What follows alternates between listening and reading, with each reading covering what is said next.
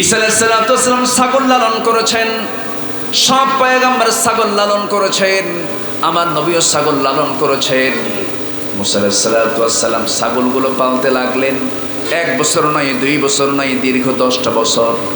10টা বছরে যখন ছাগল পালা শেষ হয়ে গেল, এর মধ্যে তার কি ওই পরিবারে আল্লাহর পয়গম্বরের মেয়ের সঙ্গে কোনো প্রেম হয়েছে নাকি? আস্তে কর, ভালোবাসা হয়েছে? দেখছে কয়বার?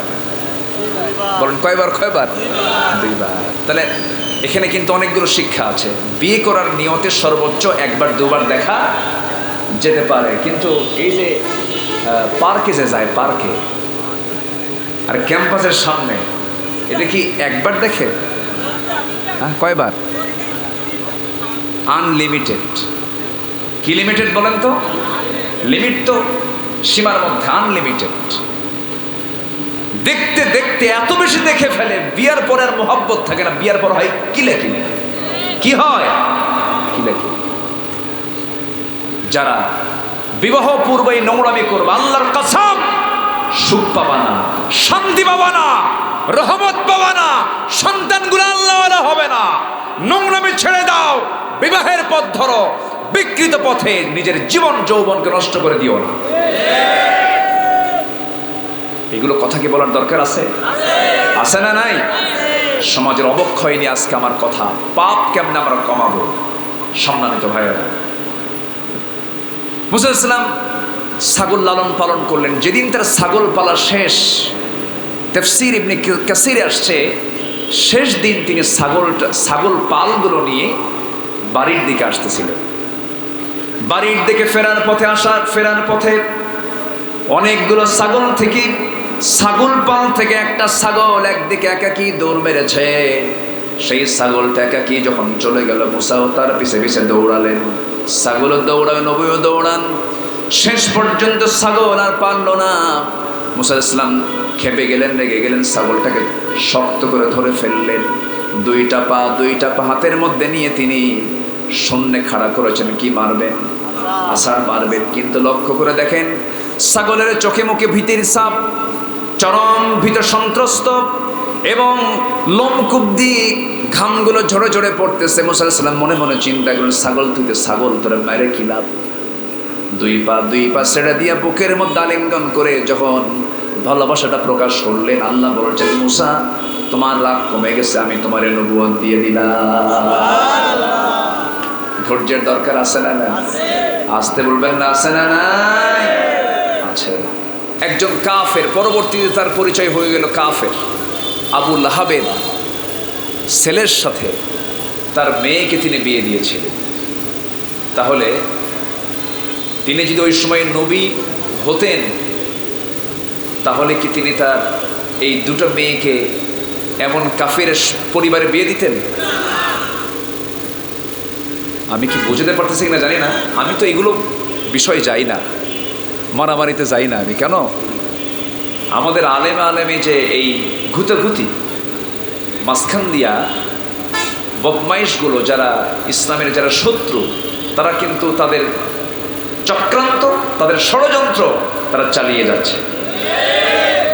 আমাদের এগুলো দেখার সময় নেই। রসুল নূর না মাটি? রসুল কোন সময় নবী হলেন?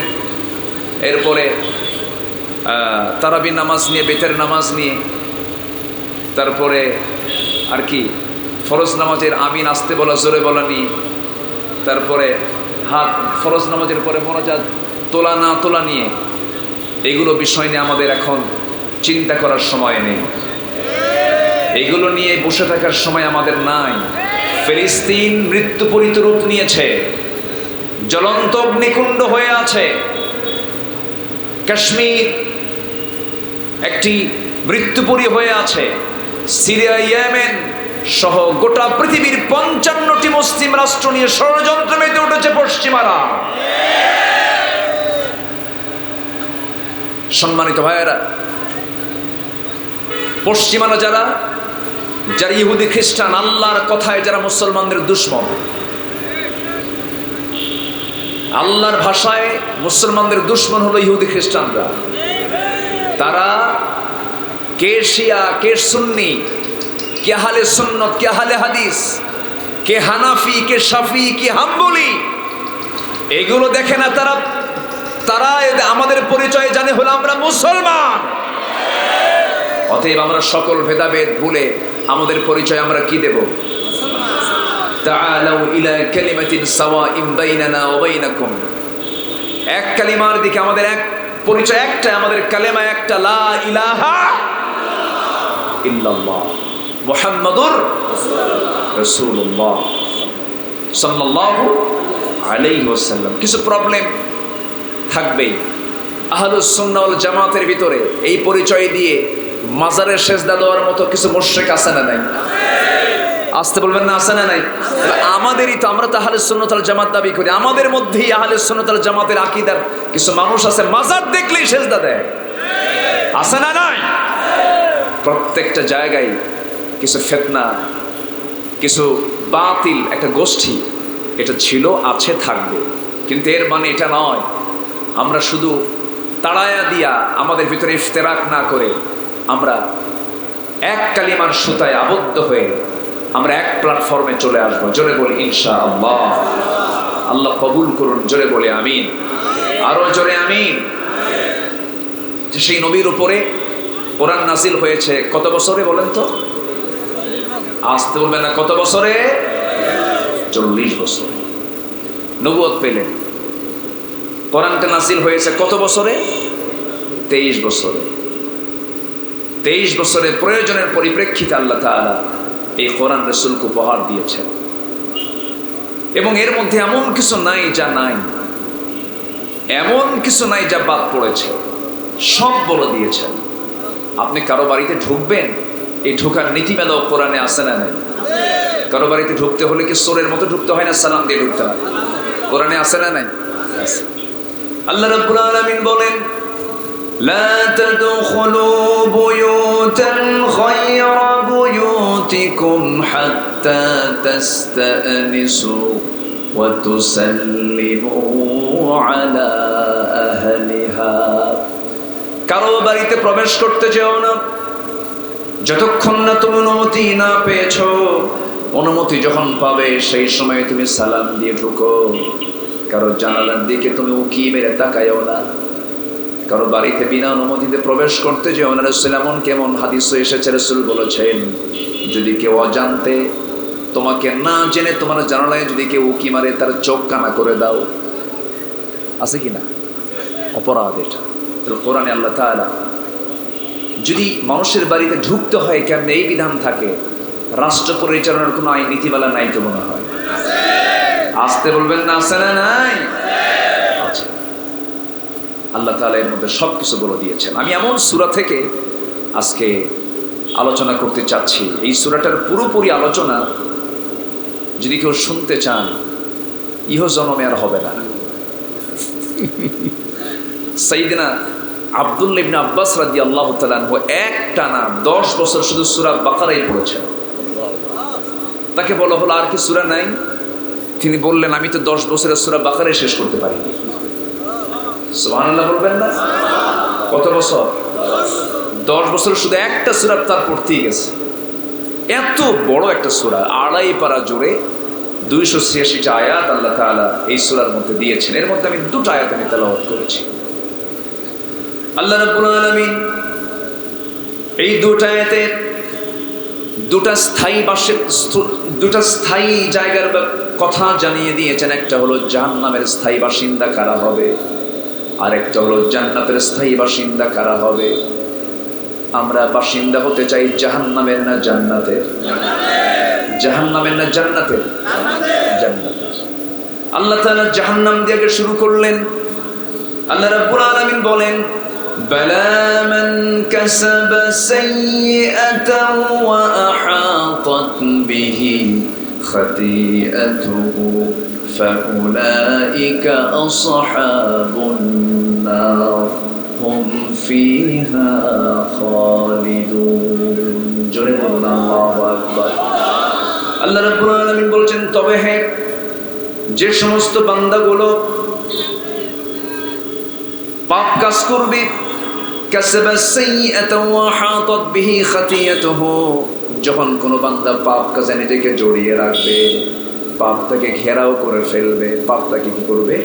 ঘেরাও করে ফেলবে। দেখবেন যদি কোনো মানুষ বিড়ি খায়, বিড়ির চিহ্ন ফুটে ওঠে কোথায় বলেন? বাইরে। এমনি ভিতরে তো সব নষ্ট হয়ই, ওটা ভিতরের বাইরের বিষয়, কি ভিতরের বিষয়। কিন্তু বিড়ি যখন কেউ খায়, বিড়ি খেলে তার সিমটমটা প্রকাশ পায় কোথায়? ঠোঁটটা দেখলে মনে হয় এটা পাক্কা বিড়ি খোর। রাগ করতেছেন নাকি আপনারা? হুজুর বিড়ি খাই খাই আপনি এরকম করে গালি দিচ্ছেন? ঠোঁটটা সুন্দর গোলাপি কালার কে করে দিয়েছেন? ঠোঁটের যে কালার, পৃথিবীর কোনো কালার দিয়ে এমন সুন্দর কালার কি বানানো সম্ভব? এই ঠোঁটটা কে দিয়েছেন? আর বিড়ি খায় নষ্ট করলো কে? আল্লাহ। আল্লাহ নষ্ট করছে, আমরা নষ্ট করেছি। তাহলে দেখেন, পাপ আমি করলাম, পাপ আমাকে ঘেরাও করে ফেলল। ঘেরাও করেনি, ঘেরাও করে ফেলেছে। পাপ থাকবে যেখানে, রোগ থাকবে সেখানে। সমাজে পাপ যত কমে যাবে, হসপিটাল তত কমে যাবে। সমাজে যত পাপ কাজ কমে যাবে, সেখানে চিকিৎসার প্রয়োজন কম হয়ে যাবে।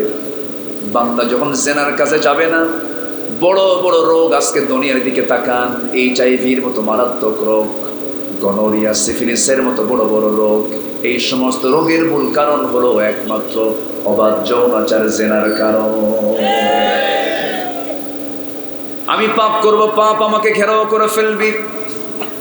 তাফসীরে এসেছে যখন কোনো বান্দা পাপ করে, তখন ওই সমস্ত পাপী বান্দার মধ্যে 7টা জিনিস চলে আসে। 7টা নিকৃষ্ট জিনিস তার মধ্যে লালন হয়। 1 নম্বর, যখন সে পাপ কাজ করে তখন সে নির্লজ্জ হয়ে যায়, তার মধ্যে কোনো লজ্জা থাকে না, সে নির্লজ্জ হয়ে যায়। কেমন আছে?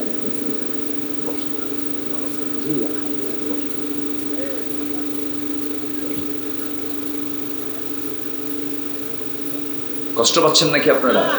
আলোচনা চালিয়ে যাই, কিন্তু আমি তো কষ্ট পাচ্ছি। আমি বসে আছি আর আপনি দাঁড়িয়ে আছেন। আপনাদের কারো কষ্ট নেই তো? আলহামদুলিল্লাহ বলেন। আল্লাহ তুমি এই দাঁড়িয়ে থাকাকে জান্নাতের কারণ করে দাও, জান্নাতের ওসিলা করে দাও। জোরে বলি আল্লাহুম্মা আমিন। কোরআনের জন্য একটু কষ্ট করছেন, এই তো। যখন কোনো বান্দা পাপ কাজ করে, তখন তার মধ্যে 7টা জঘন্য জিনিস চলে আসে, 7টা নিন্দনীয় জিনিস চলে আসে। 1 নম্বর হলো সে নির্লজ্জ হয়ে যায়। ইযা লাম তাস্তাহি ফাসনা মা শি'তা। যখন তোমার লজ্জা থাকবে না, তখন তুমি যা ইচ্ছা তাই করতে পারো। লজ্জা যার আছে, ঈমান তার টিকে আছে। লজ্জা যার নাই, তার সব শেষ হয়ে যাবে। এই জন্য আমার বন্ধুগণ, যখন কোনো বান্দা পাপ করে তখন সে নির্লজ্জ হয়ে যায়, তার মধ্যে লজ্জা জ্ঞানটা থাকে না, শরম থাকে না, চক্ষু লজ্জা থাকে না। সমস্ত লজ্জা সে বেঁচে খায়, নষ্ট করে ফেলে। এই জন্য পাপ কাজের দিকে বান্দা যাবে না।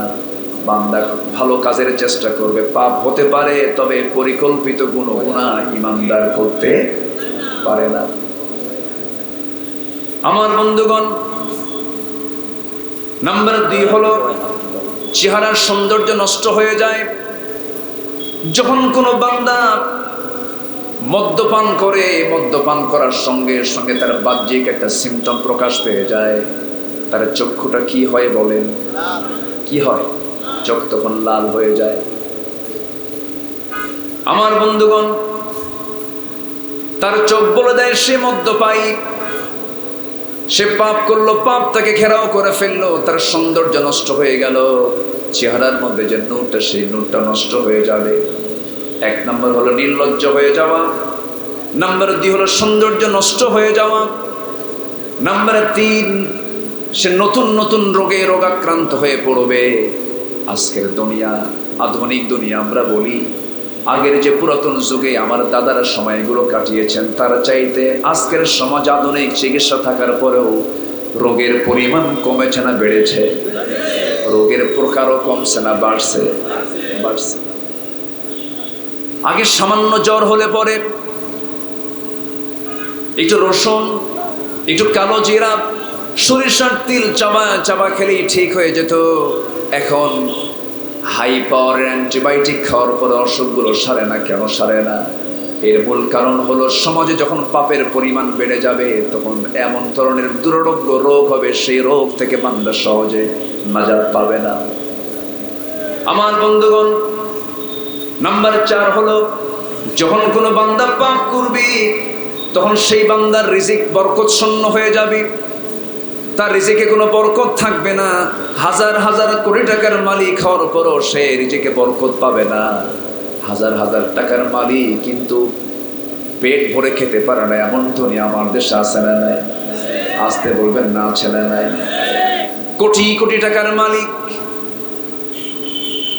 এই ব্যাংকে ওই ব্যাংকে ওই ব্যাংকে সারাদিন ঘোরাফেরা করতেই চলে যায়, অ্যাডজাস্ট করতেই চলে যায়, ডিপোজিট করতেই চলে যায়। কিন্তু যখন সে খাইতে বসার আগে সামনে 1 কেজি আঙ্গুর নিয়ে বসেছে, খাওয়ার সময় মাত্র একটা আঙ্গুর মুখে দিয়া কয়, আহারে আমার পোড়া কপাল, আর খেতে পারি না। একটা আঙ্গুর খায় আর ইতিমের মতো ছায়া থাকা আঙ্গুরের দিকে। হাজার হাজার কোটি টাকার মালিক খেতে পারছে না। শহরের মানুষ বেশি খায় না গ্রামের মানুষ বেশি খায়? বলেন, টাকা বেশি কাদের? শহরের মানুষের টাকা বেশি, খায় কম। আর গ্রামের মানুষের টাকা কম, খায় বেশি। গ্রামের মানুষ তো খাওয়ার সময় পাজামান ফিতা খুলে নিয়ে বসে, ঠিক আছে না? যদি কম হয় ফজরে উঠে যায়, জমিতে চাষ করে, মাঠে কাজ করে, 8টা 9টার মধ্যে বাড়িতে এসে বউকে ডাক দিয়ে বলে, দেখো তো রাতের ওই পাতিলের নিচের পান্তাটা আছে নাকি? পান্তা নিয়ে বসে গেল, কাঁচা মরিচ আর পেঁয়াজ নিয়ে বসলো, 1 কেজি পান্তা গোগ্রাসে খাইয়া। যখন বলা হয় আর কি লাগবে, আরেক বোল হলে ভালো হবে। বরকত দেওয়ার মালিককে আসতে বলবেন না, বরকত দেওয়ার মালিককে আল্লাহ তাআলা।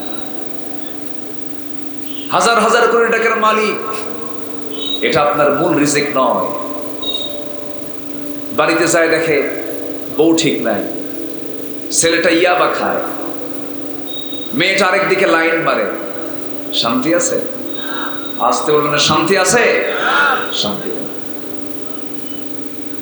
আমার বন্ধুগণ, আমরা অনেকে রিজিকের ব্যাখ্যা বুঝি না। রিজিক মানে বুঝি শুধু অর্থবিত্ত জমা জমির সম্পদ না, সর্বনিম্ন রিজিক হলো টাকা পয়সা, সর্বোত্তম রিজিক হলো নিজের সুস্থতা, আর পরিপূর্ণ রিজিক হলো আল্লাহর সন্তুষ্টি হাসিল করা।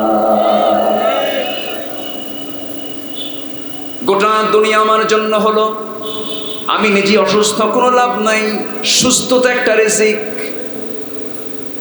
একটা সুন্দর পরিবার, নেক স্ত্রী, নেক সন্তান একটা বড় রিজিক। গোটা দুনিয়া আমার নামে সব কিছু আছে, কিন্তু সন্তানগুলো সন্ত্রাসী, লাভ নাই। এমন বহু ধনী লোকের সন্তান আছে, সন্তান গিয়ে বাবার মাথায় পিস্তল ঠেকায়, আছে না নাই? তাহলে যখন পাপ কাজ বেড়ে যাবে, পরিবার নিয়ন্ত্রণহীন হয়ে যাবে, নিজেও নিয়ন্ত্রণহীন হয়ে যাবে, বরকত শূন্য হয়ে যাবে, নির্লজ্জ হয়ে যাবে, সৌন্দর্য চেহারা নষ্ট হয়ে যাবে। নাম্বার 5 হলো যখন কোনো বান্দা ঘন ঘন পাপ কাজগুলো করবে, সবাই তাকে মনে মনে ঘৃণা করবে, ঠিক কিনা বলে? পাপীকে কিন্তু একজন পাপীও পছন্দ করে না। দেখবেন এক মুনাফিক আরেক মুনাফিকের কাছে, তুই তো একটা মুনাফিক, ও নিজেও কিন্তু মুনাফিক, ঠিক আছে না? আছে। আমার বন্ধুগণ, এই জন্য আল্লাহ রাব্বুল আলামিন বলেছেন, বান্দারে, যে বান্দা পাপকে গ্রহণ করে নেবে, বালা মান কাসাবা সাইয়্যাতান ওয়া হাতাত বিহি খাতিয়াতুহু, পাপ তাকে ঘেরাও করে ফেলবে। তবে হ্যাঁ, এখানে কোন পাপের কথা বলা আছে? বান্দা যার নাম তার জীবনে গুনাহ হবে। এই জায়গায় কেন গোটা দুনিয়া জুড়ে এই 400 কোটি মানুষ, পৃথিবীর একজন মানুষ বলতে পারবে না যে আমার জীবনে কোনো গুনাহ নাই। গুনাহ হবেই। গুনাহ করা বান্দার যোগ্যতা, গুনাহ না করা ফেরেশতার যোগ্যতা। কিন্তু আপনারা বলুন তো, ফেরেশতার দাম বেশি না মানুষের দাম বেশি? বলেন। আমরা কিন্তু অনেক সময় বলি, আরে তুমি তো ফেরেশতা হয়ে গেছো, এরকম বলি না অনেক সময়, কিন্তু না, ফেরেশতার চাইতে মানুষের দাম বেশি। যেরকম সুবহানাল্লাহ। কই যান, আসবে না? আচ্ছা আসেন ইনশাআল্লাহ। আপনারা কষ্ট পাচ্ছেন না তো? শোনা যায় কথাগুলো, শুনতে পাচ্ছেন সবাই?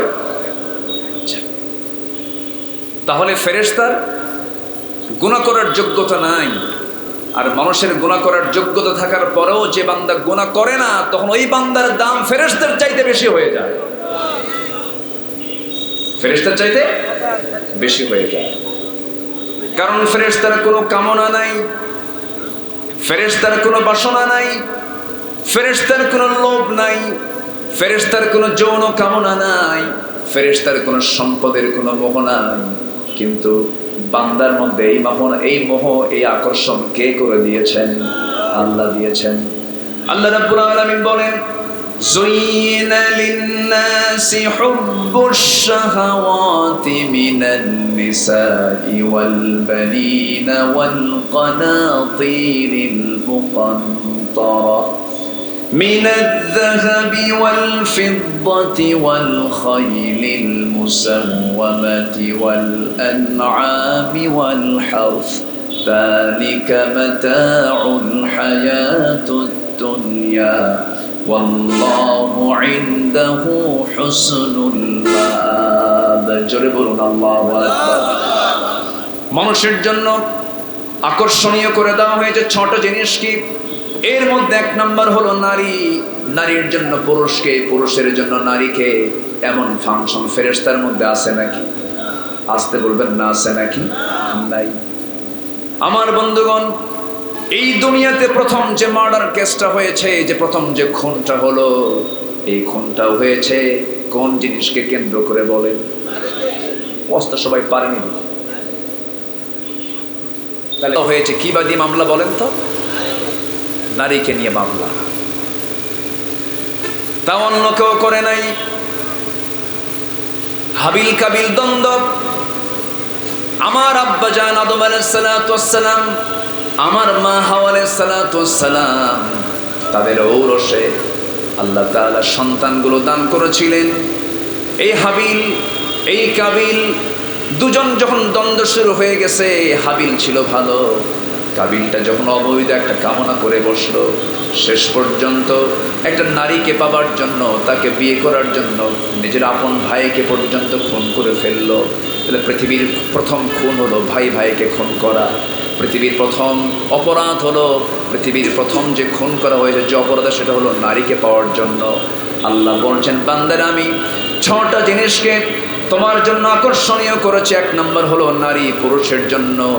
আর নারীর জন্য পুরুষকে আমি আল্লাহ আকর্ষণীয় করে দিয়েছি। তবে হ্যাঁ, এই আকর্ষণটা অবশ্যই বৈধ, যদি বিয়ে মাফিক হয়, বিয়ের মধ্য দিয়ে হয়।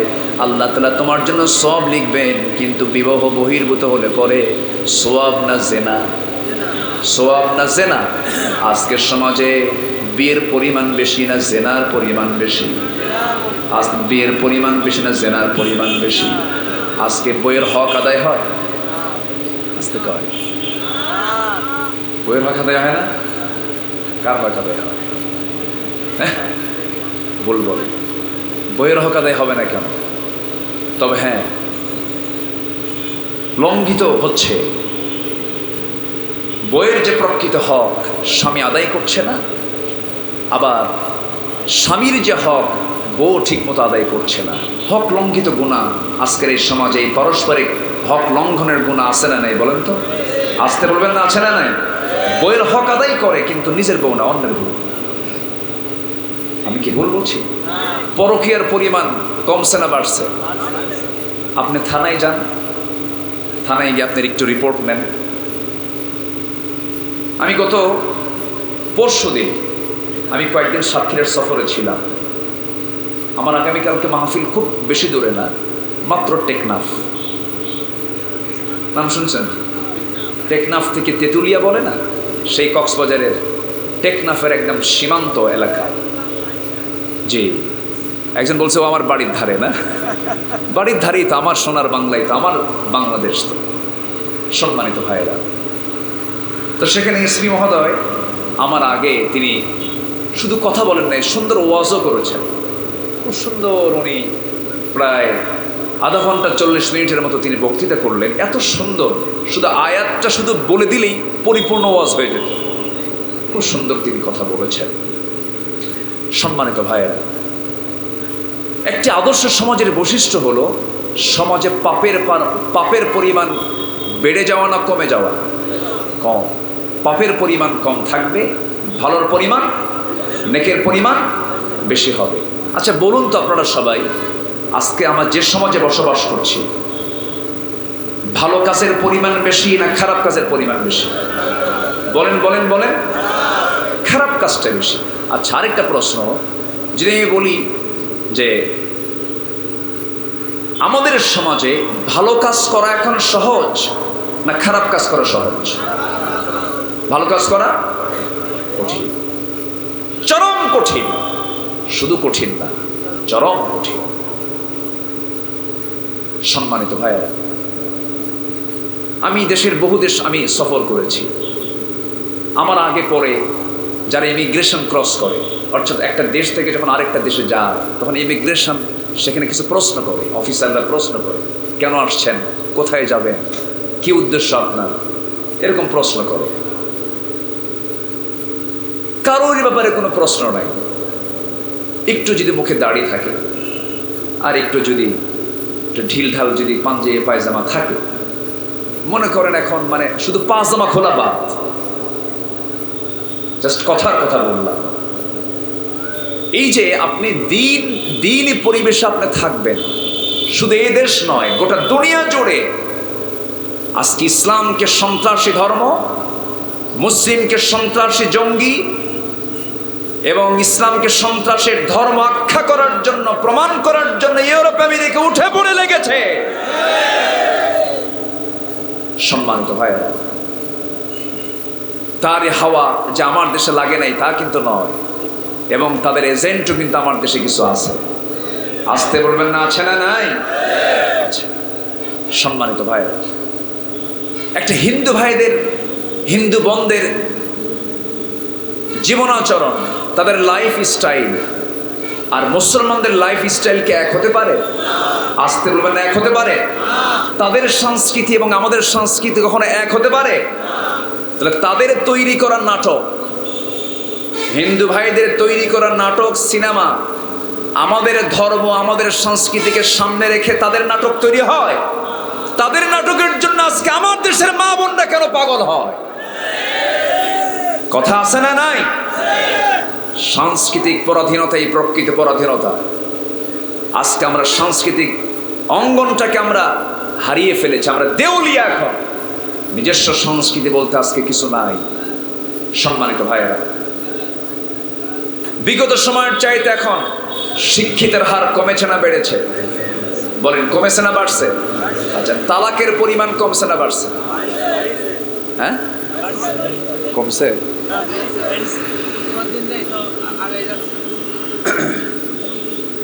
তালাকের পরিমাণ কমছে না বাড়ছে? বাড়ছে। প্রায় আমার ফোনে কিছু ফোন আসে, এই তালাক বিষয় নিয়ে বেশি ফোন আসে। মানে বিয়ের সময় আকাম কুকামে কোনো ফোন টোন আসে না, যখন তালাক সেই সময় একটু ফোন টোন পাই, ফোন টোন আসে। তালাক টালাক দিয়ে আবার ভুলও করে, ভুল স্বীকার করে বলে, হুজুর রাগের মাথায় তালাক দিছি। রাগের মাথায় তালাক দিলে কি তালাক হয়? দেখেন, আবার যুক্তি দেখা। আচ্ছা, কেউ কি মহব্বত করে তালাক দেয়? কে বউ এদিকে আসো, রাগ করো না, আমি না তোমার তালাক দিই, এরকম করে তালাক দেয় কেউ? আচ্ছা, তালাকটা কি মহব্বতের সাথে না ঘৃণার সাথে? আচ্ছা, তালাকটা কি ঠান্ডা মাথার সাথে না একটু গরম হতে হয়? একটু গরম ছাড়া তো এটা হবে না। আপনার মধ্যে যদি একটা ঘৃণা, তার প্রতি আমার মানে অবজ্ঞা, তাকে ভাল লাগছে না, এরকম একটা পরিবেশ আসলেই তো তখন তালাকের বিষয়টা আসবে। হুজুর রাগের মাথায় তালাক দিছে, তালাক কি হবে? কি আপনি তালাক দিছেন কেমনে? হুজুর এমন রাগ উঠছিল, একসাথে এক বৈঠকে 100 তালাক দিয়েছে। তালাক কি 100টা হয়? সম্মানিত ভাইয়েরা, এই তালাকের পরিমাণটা এখন চরম হারে বাড়তেছে। তালাক কেন বেড়েছে? আমি কিছু তো প্রশাসনের লোকজন থাকে, তাদের কাছ থেকেও কিছু কথা শুনি এবং বিভিন্ন রিপোর্ট অনুযায়ী আমি 14টা কারণ আমার কাছে মনে হচ্ছে এই 14টা কারণের জন্য আজকে তালাকের পরিমাণটা বেড়েছে। এগুলো কি কথাগুলো বলার দরকার? আসতে বলবেন না, আসে না নাই বলেন তো? আচ্ছা, শুধু আপনি কথাগুলো শুনছেন না, এই যে মিডিয়াগুলো এই আগামীকাল কি এরা কোটি কোটি মানুষের কাছে এগুলো সব পৌঁছায় দেবে। এই জন্য আমি কথাগুলো বলা দরকার। এগুলো সমাজের রোগ, এগুলো কি সমাজের রোগ না বলেন? তালাক হালাল বটে, এটা কি পছন্দের হালাল? ভিক্ষা হারাম না হালাল? হ্যাঁ, হারাম না তো, ভিক্ষাও হারাম না, ভিক্ষাও হালাল, তালাকও আস্তে করে তালাকও হালাল। তো এটা তালাক নামে একটা সূরাই আছে, সূরাতুত তালাক নামে একটা সূরা আছে না নাই? তালাকও হালাল, ভিক্ষাও হালাল, কিন্তু খুব পছন্দের নাকি? আল্লাহর কাছে নিকৃষ্ট কাজ হচ্ছে তালাক দেওয়া। এটা নিকৃষ্ট হালাল, এটা অপছন্দনীয় হালাল। এটা ভিক্ষা আপনি যদি বা হারাম বলে দেন, যারা অসহায় তারা কি করবে? কিন্তু আমার দেশে ফকির দু প্রকার, একটা অভাবী ফকির, আরেকটা হচ্ছে শিক্ষিত নামে স্বভাবী কলম চোরের ফকির আছে কিছু, আছে না নাই? জোর করে ভিক্ষা করে। কি করে ভিক্ষা করে? জোর করে ভিক্ষা করে, এটাও ভিক্ষুক। আচ্ছা, জোর করে ভিক্ষুক হয় না জালিম হয়? আচ্ছা বলেন, জোর করে ভিক্ষুক হয় না জালিম হয়? ওটা জালিমের পর্যায়ে চলে যায়। তাহলে ভিক্ষা করাও হালাল, কিন্তু আমার নবী এটা পছন্দ করেননি। রাসূল বলেছেন কখনো দেওয়াটা কৃতিত্বের, কিন্তু নেওয়া কখনো, চাওয়া কখনো কৃতিত্বের নয়। উত্তম হাত উপরেরটা না নিচেরটা? উপরেরটা। আমরা দেব, আমরা দেওয়ার জাত, আমরা ভিক্ষুকের জাত না, আমরা দাতার জাত। আল্লাহু আকবার বলেন। কিন্তু এই তালাকের পরিমাণটা কেন বাড়লো? 14টা কারণ আমি আক্ষরিকভাবে বলে দিচ্ছি। সবার বাড়িতে মা বোন আছে, অনেকের এখানে যুবকরা আছো, অনেকে বিয়ে করো না। এই সমস্ত বিষয়গুলো তোমাদের জানা দরকার। 1 নম্বরে তালাকের কারণ হলো, তালাকের পরিমাণটা বেড়ে যাওয়ার কারণ হলো নৈতিকতার অভাব, নৈতিক শিক্ষার অভাব। আজকে যদি একটা নারীকে আমরা সম্মান করতে জানতাম, নারীর দাম কত, নারীর মর্যাদা কত। আমার বন্ধুগণ, যখন কোন স্বামী তার স্ত্রীকে যখন স্ত্রী বানায় যখন নিজের বাড়িতে নিয়ে আসলো, সে কি চাকরানী না রাজরানী? আসতে কয়, চাকরানী না রাজরানী? রাজরানী বানিয়ে দিয়েছেন আল্লাহ রাব্বুল আলামিন। সম্মান দিতে হবে তাকে। সন্তান হয়ে গেল, সঙ্গে সঙ্গে আরেকটা পরিচয় যোগ হলো, সে একজন সন্তানের মা। সন্তানের মা হিসেবে তার সম্মান আছে না নাই বলেন? আছে। আবার আপনার স্ত্রীত্বে সে আসলো, আপনার যৌবন তাকে দিয়েছেন, তার যৌবনটা আপনি নিয়েছেন। কম বড় সম্পদ কিন্তু আপনি নেননি তার, এবং আপনার কম বড় সম্পদ সে গ্রহণ করে নাই। হুন্না লিবাসুল লাকুম ওয়া আনতুম লিবাসুল লাহুন্না। এই যে একটা সম্মান, পারস্পরিক যে শ্রদ্ধাবোধ, সম্মান, এটা তখনই আসবে বান্দার মধ্যে যখন তার মধ্যে নৈতিকতার শিক্ষাটা চলে আসবে। নাম্বার 2 হলো পারিবারিক শিক্ষার বড় অভাব। দেখবেন অনেক পরিবারের তালাকের অন্যতম কারণ হয়ে যায় শ্বশুর শাশুড়ির দ্বারা। এটা একটা কারণ, কিন্তু মূর্খতা। শাশুড়ির কারণে অনেক সময় হয়, এটা হয়ে যায় জিদ, অতিরিক্ত বাড়াবাড়ির কারণে অনেক সময় তালাকের কারণ হয়ে যায়। নাম্বার 3 হলো যে সমস্ত নারী অতিরিক্ত আত্মনির্ভরশীলতায় পাগল হয়ে যান। আমার চাকরি আছে, আমার টাকা আছে, আমার ব্যাংক ব্যালেন্স আছে, আমার সম্পদ আছে, নেতৃত্ব দেওয়ার মতো এরকম ধরনের যদি অহংকার কোনো নারীর মধ্যে কাজ করে, স্বামীকে পাত্তা দেয় না, এমন নারী মনে হয় বাংলার জমিনে নাই। আসতে বলবেন না, আছে না নাই? আছে। কিছু কিছু নারী আছে, কিছু কিছু স্ত্রী আছে, স্বামী তাকে দেখে মনে করে এটা আজরাইল। এরকম নারীও কিন্তু আছে। আমার বন্ধুগণ, পৃথিবীতে যদি কোনো সেজদার হুকুম থাকতো, প্রত্যেক স্ত্রী তার স্বামীকে সকাল সন্ধ্যা সেজদা দিত।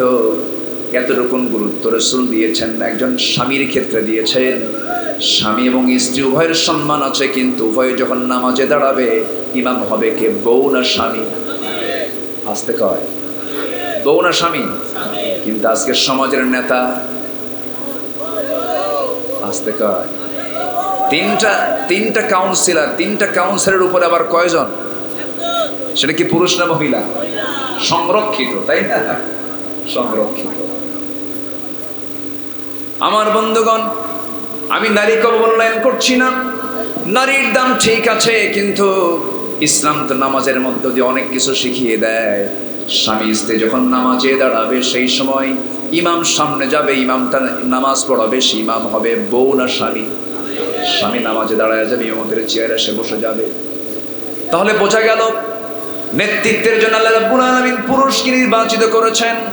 আবার আদম থেকে নিয়ে আমার রাসূল পর্যন্ত আপনি দেখেন, যত নবী আল্লাহ রাব্বুল আলামিন দুনিয়াতে পাঠিয়েছেন সকল পয়গম্বর ছিলেন নারী না পুরুষ? অন্তত নেতৃত্ব যদি নারীর দিকে যদি আল্লাহ যদি দিয়ে দিতেন, অন্তত একজন নবী করে তো অন্তত একজন নারীকে তিনি পাঠাতে পারতেন। পাঠাইছেন না? কোন নারীকে আল্লাহ তাআলা নবী করে পাঠালেন না।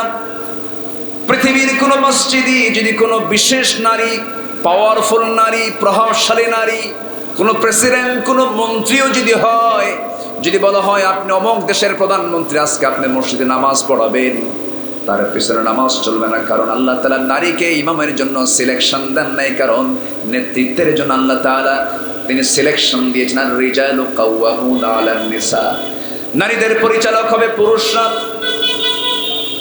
একজন নবীর কথা মনে হয়ে গেল, যে নবীটার নাম আল্লাহ তাআলা সবচেয়ে বেশি কোরআনে নিয়েছেন, যে নবী আমার নবীকে আসমানে আটকায় দিয়া, একটা আসমানে আটকায় দিয়ে নামাজটা কমায় দিয়েছিলেন, আল্লাহর কাছে আবার পাঠিয়ে দিয়েছিলেন। 50 ওয়াক্তের জায়গায় 5 ওয়াক্ত নামাজ আল্লাহ তাআলা আমাদের জন্য করিয়ে দিয়েছেন। কোন নবীর আপিল ছিল বলেন? কোন নবীর আপিল ছিল? মূসা আলাইহিস সালাতু ওয়াস সালাম। এই নবীজির ছোট্ট একটা কথা মনে হয়ে গেল আমার। এই পৃথিবীতে আল্লাহ তাআলা যত পয়গম্বর পাঠিয়েছেন, ম্যাক্সিমাম পয়গম্বর নিজের জন্মভূমিতে থাকতে পারেন নাই, নিজের জন্মের জায়গায় তারা থাকতে পারেন নাই। নবীর জন্ম হলো মক্কা, মৃত্যু হলো কোথায়? মদিনা। এরপরে মূসা আলাইহিস সালাতু ওয়াস সালাম তিনি জন্ম নিয়েছেন এক জায়গায়, টিকতে পারেন নাই, দেশ থেকে তিনি স্থানান্তর হতে হয়েছে, তাকে হিজরত করতে হয়েছে। নারী যে পুরুষের পরিচালক হবে না, নেতৃত্বের জন্য যে একমাত্র আল্লাহ তাআলা পুরুষকে নির্বাচিত করেছেন, তার বহুবিধ কারণ আছে। আমার নবীজি একদিন বলেন, এ নারীর সমাজ, ইয়া মাশার নিসা তাসাদদাকনা, তোমরা বেশি করে দান করো। সাহাবায়ে কেরাম বললেন, মহিলা সাহাবীরা বলেন, ইয়া রাসূলুল্লাহ, এর কারণটা কি? আমি দেখলাম তোমার অধিকাংশই জাহান্নামে যাবে, তোমাদের মধ্যে দুটো ঘাটতি আছে, এই ঘাটতির জন্য বেশি করে দান করো। হুজুর কি কি ঘাটতি আমাদেরকে বলেন? নাম্বার হলো জ্ঞানের ঘাটতি, আর নাম্বার 2 হলো দ্বীনের ঘাটতি। দ্বীনের ঘাটতিটা কি? পুরুষ মানুষ 30 দিনই তারা নামাজ পড়তে পারে, কিন্তু একজন নারী 30 দিন নামাজ পড়তে পারে না। আল্লাহ তাআলা তাদেরকে এমন একটা সময় দিয়েছেন, যে সময় তাদের জন্য আল্লাহ তাআলা নামাজকে হারাম করে দিয়েছেন, তারা নামাজ পড়তে পারে না। এটা মেয়েদের জন্য লস। এটা হচ্ছে দ্বীনের ঘাটতি। আর বুদ্ধির ঘাটতি হলো, পুরুষ সাক্ষী যদি একজন হয়, নারী হবে কয়জন? আসতে বলুন, নারী কয়জন বলেন? 2 জন। কেন? একজন পুরুষ সমান 2 জন নারী। এই সিলেকশনটা কে দিয়েছেন? আসতে বলবেন না, কে দিয়েছেন? তাহলে দোষকে আল্লাহকে দেওয়া যাবে? আল্লাহই ভালো জানেন যে আল্লাহ তাআলা একজন পুরুষের বিপরীতে 2 জন নারীর সাক্ষীকে গ্রান্ট করেছেন। 2 জন নারী সমান একজন পুরুষ। আমার বন্ধুগণ, সেই পয়গম্বরের কথা মনে হয়ে গেল। মূসা আলাইহিস সালাতু ওয়াস সালাম নিজের জন্মস্থানে টিকতে পারলেন না, ফেরাউন তার বিরুদ্ধে হত্যার হুলিয়া জারি করে দিয়েছে। মূসা আলাইহিস সালাতু ওয়াস সালাম খুব রাগী নবী ছিলেন। সব নবীর মেজাজ ছিল একরকম, এই নবীর মেজাজটি একটু ভিন্ন রকম ছিল। প্রচন্ড প্রভাবশালী নবী ছিলেন, মেজাজি নবী ছিলেন। কারণ ফেরাউনের সামনে মোকাবেলার জন্য মেজাজ দরকার আছে না নাই? মেজাজেরও প্রয়োজন আছে। মায়ের খাওয়াও সুন্নত, মায়ের দেওয়াও সুন্নত। রসুল শুধু মায়ের খান নাই, মার দিয়েছেন। মার খেয়েছেন মক্কার 13 বছর, আর মার দিয়েছেন মদিনার 10 বছর। মুসার হাতে কি থাকতো? বলেন, মুসার হাতে কি থাকতো? লাঠি রাখাও কি? আজ থেকে লাঠি রাখাও কি?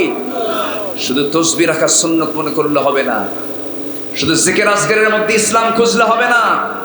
ফেরাউনদেরকে মোকাবেলা করার জন্য প্রয়োজনে মুসার শক্ত লাঠিও হাতে নিতে হবে। মাঝে মাঝে মুসলমান রাজি আছেন কারা কারা? হাত উঁচু করে দেখা। কেউ তো স্লোগান দেন না। স্লোগান কি ভুলে গেলেন?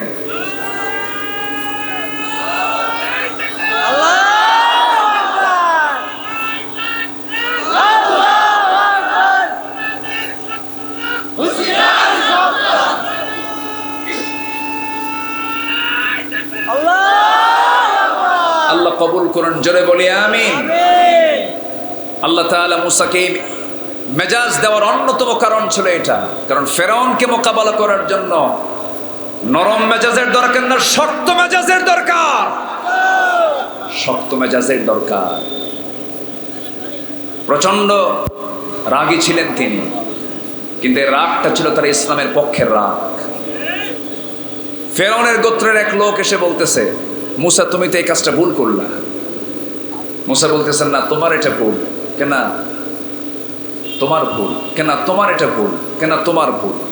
বারবার যখন তার দিকে ইঙ্গিত করতেছে, ওনার গেছে মেজাজ খারাপ হয়ে হাতটা আগায় দিয়া একটু বাড়ায় দিয়ে মারছে এক থাপ্পড়। তিনি থাপ্পড় মেরেছেন শাসন করার জন্য। থাপ্পড় মারাও সারা, মরে যাওয়া সারা। যখন মরে গেছে তখন আল্লাহকে বলছে, আল্লাহ দোষ কিন্তু আমার না, আমার নিয়তে কিন্তু এটা ছিল না যে আমি ওকে মেরে ফেলবো। আমি নিয়ত ছিল থাপ্পড় মারলাম এটা ঠিকঠাক হোক, কিন্তু থাপ্পড় মারলাম মরে গেছে, আল্লাহ দোষ আমার না, মারছি থাপ্পড় আমি, মেরে ফেলছো তুমি আল্লাহ। কিন্তু থাকা তো হলো না, এটা তো মার্ডার কেস। মার্ডার কেসের আসামিতে সমস্যা। তখন বলা হলো, মুসা তুমি আর থাকতে পারতেছো না, তুমি এখন এই মিশর থেকে তুমি চলে যাও। তুমি মিশরে থাকতে পারবা না, তুমি চলে যাও। তিনি হিজরত করতে বাধ্য হলো। যেদিকে চোখ যায় সেই দিকে রওনা দিলেন। প্রচন্ড ক্ষুধা লাগছে, 1000 মাইল অতিক্রম করে প্রায় চলে গেছেন। মাদিয়ান এলাকায় গিয়ে একটা কূপের ধারে প্রচন্ড তৃষ্ণার্ত, একটা ঢাকনা আছে উপরে, সে ঢাকনা তিনি টান মারলেন। ঢাকনাটার ওজন এত বেশি, ওই ঢাকনা টান দিতে 7 থেকে 8 জন শক্তিশালী পুরুষ লাগে। উনি একাই সরায় দিলেন। সেখান থেকে তুলে পানি পান করলেন, জীবনের শক্তি ফিরে পেলেন। হঠাৎ করে দেখেন 2টো মহিলা, মাথায় কাপড় দেওয়া, বংশিয়া, শালীনতা আছে, এরকম 2 জন মহিলা এসে হাতে বালতি নিয়ে দাঁড়ায় আছে কূপের ধারে। মুসা আলাইহিস সালাতু ওয়াস সালাম ভাবলেন, বেচারা মহিলা মানুষ, সহযোগিতা করা দরকার। তো মহিলাদের পাশে পুরুষের দাঁড়ানোর দরকার আছে না? বিশেষ করে গার্লস স্কুলের সামনে আরো বেশি দরকার। ওই হেল্প না, কিন্তু এটা প্রয়োজনের হেল্পের কথা বলতেছে। দেখবেন না, দেখেন না কিছু কিছু যুবক ছেলে গার্লস স্কুলের সামনে যায়, সুন্দর মানে সামনে বসে থাকে, এত সুন্দর ফুটফুটে বাচ্চা, মনে হয় শিশু, কিচ্ছু বোঝে না। আছে না এরকম? আছে না? ঘন্টার পর ঘন্টা বসে থাকে, অপেক্ষার প্রহর গুনছে, আমার টার্গেট কখন ফিল আপ হবে। মেয়েটা বের হলো, ছেলেও পিছে পিছে যায়। মেয়ে পিছনের দিকে তাকায় না। ছেলে এখন বলে, দেখো একটা বার তাকাও, অন্তত একটা বার তুমি আমার দিকে তাকায় দেখো। দেখো 3টা রাত যাবত আমার ঘুম নাই, তুমি একটা বার বলো আমি একটু ভালোবাসি। আচ্ছা, ভালোবাসা কি বিয়ের আগে হয়? আসতে কর, ভালোবাসা কি বিয়ের আগে হয়? তাহলে এই যে সিনেমা নাটকগুলো যে তৈরি করছে, এটা কি ভালোবাসার সিনেমা না জেনা করার সিনেমা? এই সমস্ত সুরসুরিগুলো, এই নাটক সিনেমাগুলো যে দেওয়া হচ্ছে, সম্পূর্ণ সমাজকে ধ্বংস করার জন্য এগুলো করা হচ্ছে, ঠিক কিনা? বিবাহ পূর্ব কোনো ভালোবাসা হতে পারে পৃথিবীর বড় বড় যারা পশ্চিমা মনীষী বলেন, যাদের মধ্যে ইসলাম নাই, তারাও বলেছেন বাধ্য হয়ে, একজন পুরুষ এবং একজন নারী পরস্পর এক জায়গায় হলে এখানে কোনোদিন বন্ধুত্বের পরিচয় থাকে না, এটা দৈহিক পরিচয় হয়, দৈহিক পরিচয়। ঠিক কিনা বলেন? কোনোদিন সেফটি নয়, নিরাপদ নয় এখানে। সম্মানিত ভাইয়েরা, মুসা আলাইহিস সালামের সহযোগিতা এরকম ছিল না। উনি তাকালেন না। উনি কি করলেন না? তাকালেন না। মুসলমানদের হতে হবে, আমাদের চরিত্র হতে হবে হলো বাইম মাছের মতো। বাইম মাছ চেনেন তো? বাইম মাছ থাকে কোথায়? গর্তের ভিতরে। শুধু কাদায় না, গর্তের মধ্যে থাকে। কাদা তো আসি, আবার গর্তের মধ্যে তার বসবাস, কাদার মধ্যেই বসবাস। কিন্তু হাজারো কাদার ভিতরে থাকার পরও তার গায়ে কোনো কাদা লাগে না। আল্লাহ বলছেন, বান্দা তুমি হাজারো পাপ পঙ্কিলতার মধ্যে থাকলেও তুমি পাপের কাছে যাবে না, আমি তোমার জন্য স্থায়ী জান্নাতের বন্দোবস্ত করে রেখে দিয়েছি। তোমার চ্যালেঞ্জ হলো পাপ মুক্ত জীবন। এমএ পাস এটা আমার বড় কোনো ক্যারিয়ার নয়, এমফিল পিএইচডি বড় কোনো ক্যারিয়ার নয়, মন্ত্রী এমপি সচিব ডিসিএসপি এগুলো বড় কোনো ক্যারিয়ার নয়। আল্লাহর কাছে বড় ক্যারিয়ার হলো সূরা বাকারার 81 নম্বর 82 নম্বর আয়াত আল্লাহ তাআলা বলছেন যে বান্দা পাপ মুক্ত জীবন যাপন করলো, এটা বান্দার জীবনের সবচেয়ে বড় সফলতা। পাপ ছেড়ে দেব আমরা, সকল পাপ যদি ছেড়ে দেই সমাজটা ভালো হয়ে যাবে। আমি যদি আমার ব্যক্তিগত জীবনকে টার্গেট করি, আমার জীবনে কোনো কবিরা গুনার কাছে নিয়ে যাব না, আমার পরিবারকে কোনো কবিরা গুনার কাছে জড়ানোর সুযোগ দেব না, নিজে নিজেই চ্যালেঞ্জ করতে হবে। আমার বন্ধুগণ, কু আনফুসাকুম ওয়া আহলিকুম নারা, নিজে বাঁচো, তোমার পরিবারকে জাহান্নাম থেকে বাঁচাও। মুসা আলাইহিস সালাতু ওয়াস সালাম করলেন কি? ওই কূপের ধারে দাঁড়ালেন, দুজন মহিলা মাথায় তাদের কাপড় আছে, দেখা যাচ্ছে না, শালীনতা নিয়ে তারা দাঁড়িয়ে আছে, হাতে বালতি নিয়া। মুসা আলাইহিস সালাতু ওয়াস সালাম বললেন, ও দুজন মহিলা, তোমরা এখানে দাঁড়ায় তোমরা কি করো? কূপ থেকে পানি নেব, নিয়ে যাও, আমরা পারবো না। সব পুরুষ মানুষ পানি নেওয়ার পর অবশিষ্ট যে পানি থেকে যাবে সেই পানিগুলো আমরা নিয়ে চলে যাব। সঙ্গে সঙ্গে মুসা বলছেন, ও মহিলা, তোমাদের যদি একটু কষ্ট হয়, আমি তোমাদের কিছু উপকার করতে চাই, দাও বালতি, আমি তোমাদেরকে একটু হেল্প করি। সন্ধ্যার পরে মহিলা মানুষ বাইরে থাকতে নেই, অনেক দেরি হয়ে যাবে তোমাদের। সহযোগিতার হস্ত তিনি প্রসার করলেন, বালতিটা হাতে নিলেন, কূপের ঢাকনা টান দিলেন, অনেক দূর ছিটকে গিয়ে পড়লো। দুই মহিলা থরথর করে কাঁপে, আর মনে মনে এটা মানুষ না অন্য কিছু। কূপ থেকে পানি তুলে দিয়া হাতে উঠায়া দিয়া একটা বারের জন্য তিনি তাদের দিকে তাকালেন না, চললেন, বললেন, সোজা বাড়িতে চলে যাও। নির্দিষ্ট সময় আসার পূর্বেই বাড়ি যখন পেয়ে গেছে, তাদের আব্বা, দুজন মেয়ে মহিলার আব্বা বলতেছে, আমার কলিজার টুকরা সন্তানরা, প্রত্যেক দিন আসতি, দেরি হয়ে যায়, আজকে এত দ্রুত তোমরা চলে আসলে এর কারণটা কি? আব্বা, একজন পুরুষ মানুষকে দেখতে পেলাম, ইন্নাহু কাবিয়ুন আজিজ, খুব শক্তিশালী যুবক। শুধু ঢাকনায় টান দিল, ঢাকনা ছিটকে পড়ে গেল, আমাদেরকে সহযোগিতা করে বালতি ভরে পানি আমাদের হাতে তুলে দিল, আমরা নিয়ে আসলাম। সঙ্গে সঙ্গে বৃদ্ধ পিতা বড় মেয়েকে ডাক দিয়ে বলছে, আমার কলিজার টুকরা মেয়ে, আগামীকালকে তুমি যাবে, আমার সালাম জানাবি। কূপের ধারে থাকা ওই যুবককে আমার সালাম জানিয়ে বলবে সে যেন আমার সঙ্গে দেখা করার জন্য আমার বাড়ি পর্যন্ত চলে আসে। পরের দিন এসে সালাম বিনিময় হলো এবং বলে ফেললেন, ও যুবক, আমার আব্বা খুব বুড়া মানুষ, চোখে কম দেখেন, চামড়াগুলো কুঁচকে গেছে, আবিনা শাইখুন কাবীর, বুড়া মানুষ তিনি, একটু আপনাকে দাওয়াত দিয়েছেন, আপনি আমাদের বাড়িতে যাবেন নাকি? মুসা আলাইহিস সালাতু ওয়াস সালাম মনে মনে চিন্তা করলেন, এখানে তো কাউকে চিনি না, আমি মুসাফির হালতে আছি, কেউ আমাকে চেনে না, আমিও কাউকে চিনি না, একটু পরিচয় হলে তো ভালোই হয়। ওই প্রবাস জীবনে, মুসাফির জীবনে তিনি এটাকে চান্স মনে করে বললেন, ঠিক আছে আমি তো যাব, কিন্তু আমি তো বাড়ি চিনি না। এই মহিলা বলছে, আপনার বাড়ি চেনার কোনো প্রয়োজন নাই, আপনি আমার পিছে পিছে আসবেন, আমি সামনে সামনে যাব, আমি সামনে চলতে থাকবো, আমি ডানে গেলে আপনি আমাকে ফলো করে করে আসবেন। মুসা আলাইহিস সালাতু ওয়াস সালামের মেজাজ গেছে গরম হয়া, চোখটা বড় করে ফেলেছেন, মহিলাকে লক্ষ্য করে বলছেন, ও মহিলা, তুমি আমার সামনের সামনে হেঁটে যাবে, আমি তোমার পিছে পিছে ফলো করবো, তুমি ইমাম, আমি মুসল্লি হব। এমন পুরুষ আমি মুসা, আমার যাওয়ার ঠেকাই পড়ে গেল। আল্লাহু আকবার বলবেন। আজকে গোটা জাতি পুরুষের পিছে না নারীর পিছে। রাগ করতেছেন নাকি আপনারা? মন খারাপ করা যাবে না। মসজিদ থেকে নেতৃত্ব আসবে, ঠিক কিনা বলেন? কিসের থেকে নেতৃত্ব আসবে? মসজিদ। ঠিক আছে, আলহামদুলিল্লাহ। ভাইয়ের সাথে বহুবার দেখা হয়েছে, আমার সোহাগ ভাই, ঘোড়া মার্কা। জি, সোহাগ ভাইয়ের প্রতীক হচ্ছে আগের জিহাদের ময়দানে যে যানবাহনটা বেশি ব্যবহার হতো, যুদ্ধের বাহন ছিল কি বলেন তো? ঘোড়া। আল্লাহ তুমি ইসলামের ঘোড়া দাবড়ানোর তৌফিক তুমি আমার সোহাগ ভাইকে দান করো। ইসলামের পথে অবিচল থাকার তৌফিক তুমি আল্লাহ তাকে দিয়ে দাও। জোরে বলি আমিন। আমার মনে হয় আপনার কথা আমি বলে ফেলছি। আচ্ছা, সম্মানিত ভাইয়েরা, আমার দিকে তাকান। কষ্ট পাচ্ছেন নাকি আপনারা? মুসা বলছেন, এই মহিলা, তোমার পিছে পিছে আমি যাব, তুমি ইমাম হবে, আমি তার মুসল্লি হব, সম্ভব? তুই পিছে আয়, আমি সামনে যাই। সুবহানাল্লাহ বলবেন না? তুই পিছে আয়, আমি সামনে যাই। উনি সামনে চলে আসলেন। সামনে এসে বললেন, শোনো মহিলা, আমি তো সামনে রওনা দিলাম, কিন্তু রাস্তা তো চিনি না।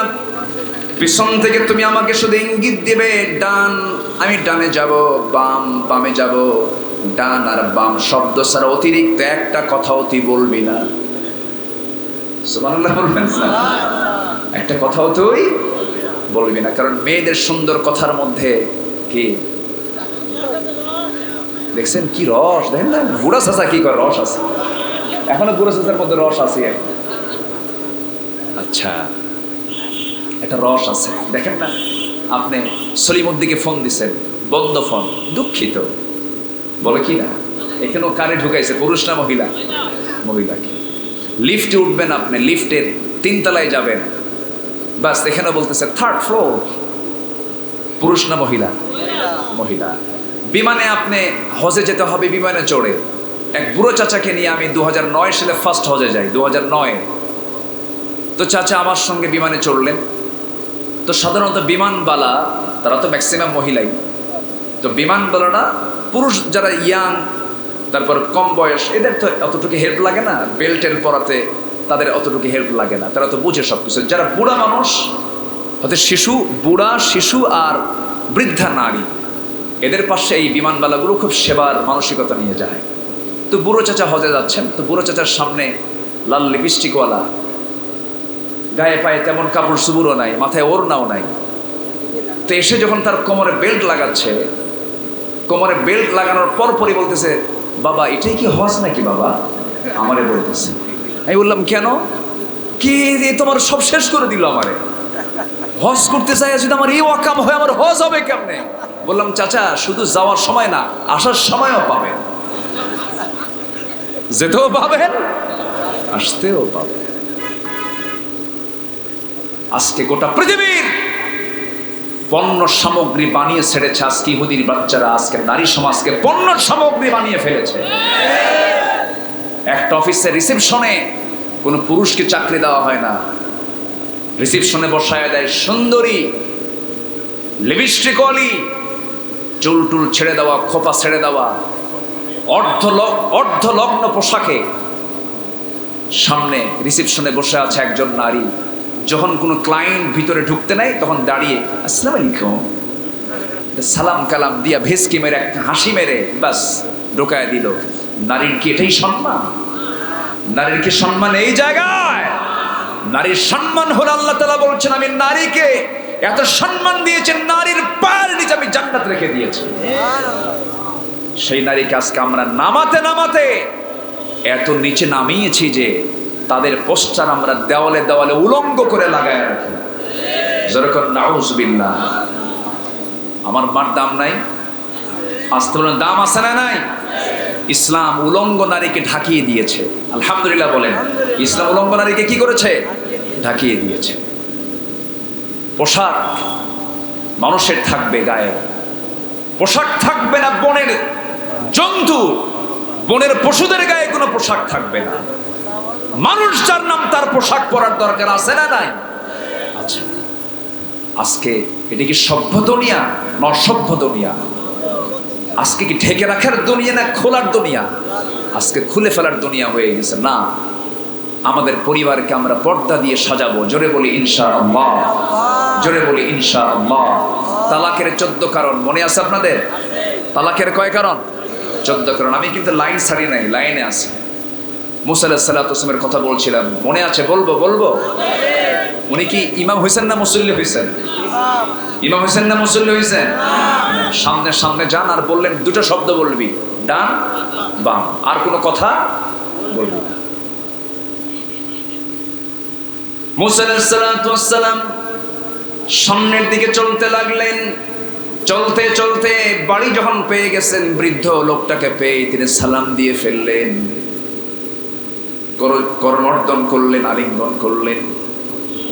হঠাৎ করে বৃদ্ধ লোকটার মুখ থেকে বের হয়ে গেছে, যুবক তোমার নাম তো মুসা। সঙ্গে সঙ্গে মুসা ইসলাম থমকে দাঁড়ালেন। 1000 মাইল লুকায় চলে আসলাম, এত দূরের মানুষ আমাকে চিনল কেমনে? লোকটা ফেরাউনের লোক নাকি? এই কথা কি বুঝতেছেন আপনারা? মুসা আলাইহিস সালাতু ওয়াস সালাম মনে মনে চিন্তায় পড়ে গেলেন। এবার বৃদ্ধ লোকটা বলছে, যুবক তুমি কি চিন্তা করো? কেন না, তেমন কিছু না।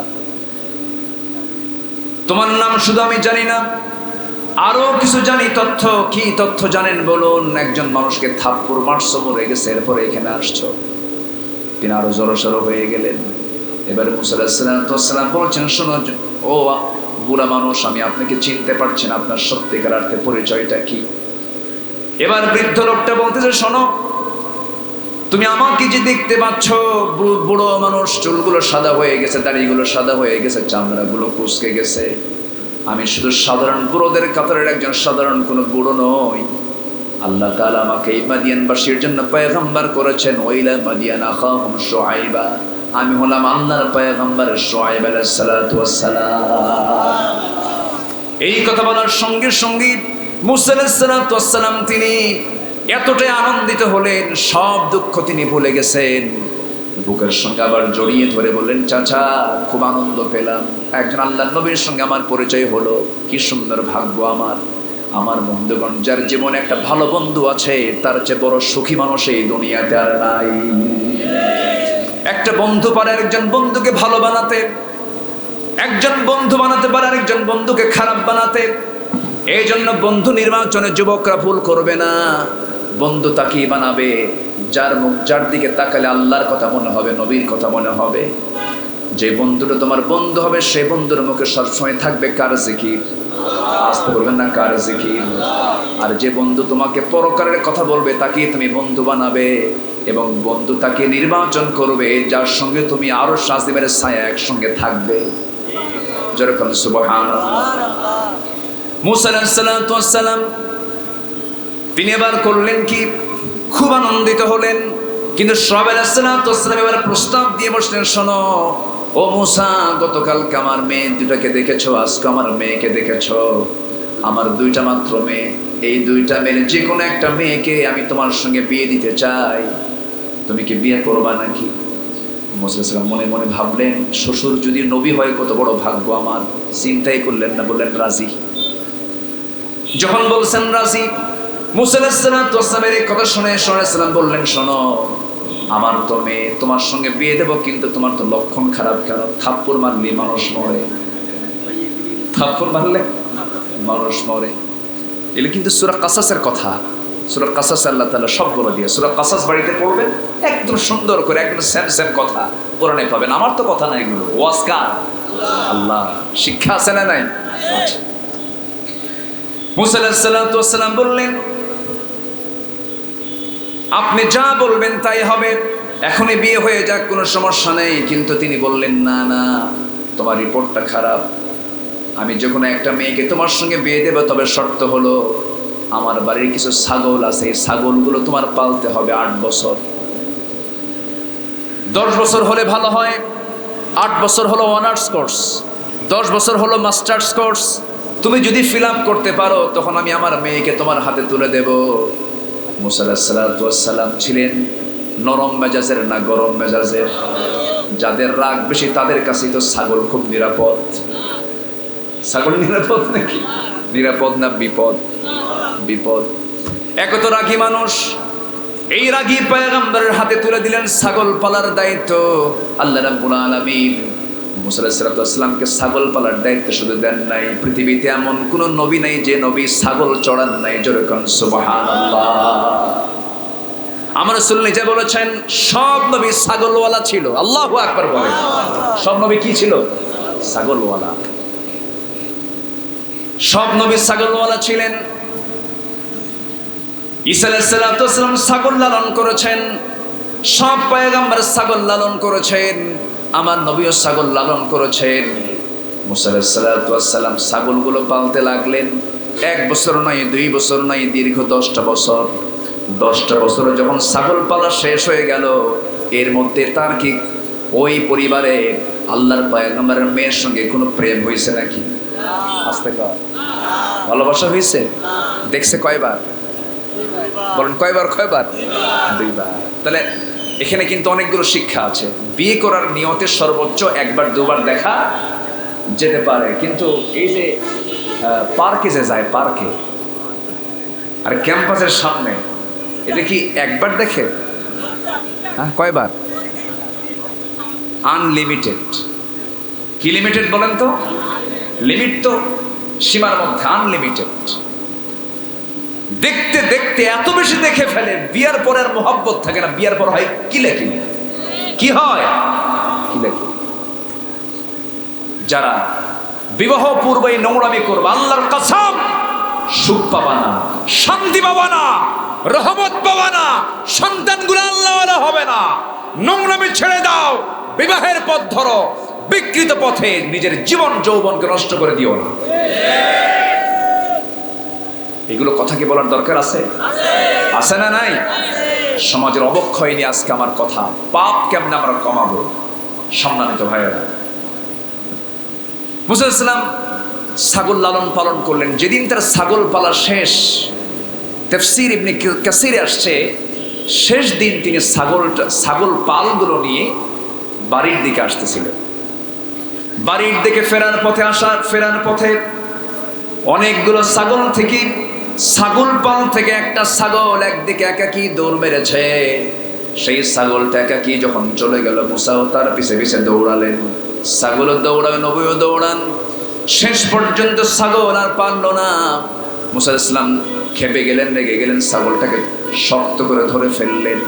2টা পা হাতের মধ্যে নিয়ে তিনি শূন্যে খাড়া করেছেন। কি মারবেন? আছাড় মারবেন। কিন্তু লক্ষ্য করে দেখেন, ছাগলের চোখে মুখে ভীতির ছাপ, চরম ভীত সন্ত্রস্ত, এবং লোমকূপ দিয়ে ঘামগুলো ঝরে ঝরে পড়তেছে। মুসা আলাইহিস সালাম মনে মনে চিন্তা করলেন, ছাগল তুই তো ছাগল, তোরা মেরে কি লাভ? 2 পা ছেড়ে দিয়ে বুকের মধ্যে আলিঙ্গন করে যখন ভালোবাসাটা প্রকাশ করলেন, আল্লাহ বলছেন, মুসা তোমার রাগ কমে গেছে, আমি তোমার নবুয়ত দিয়ে দিলাম।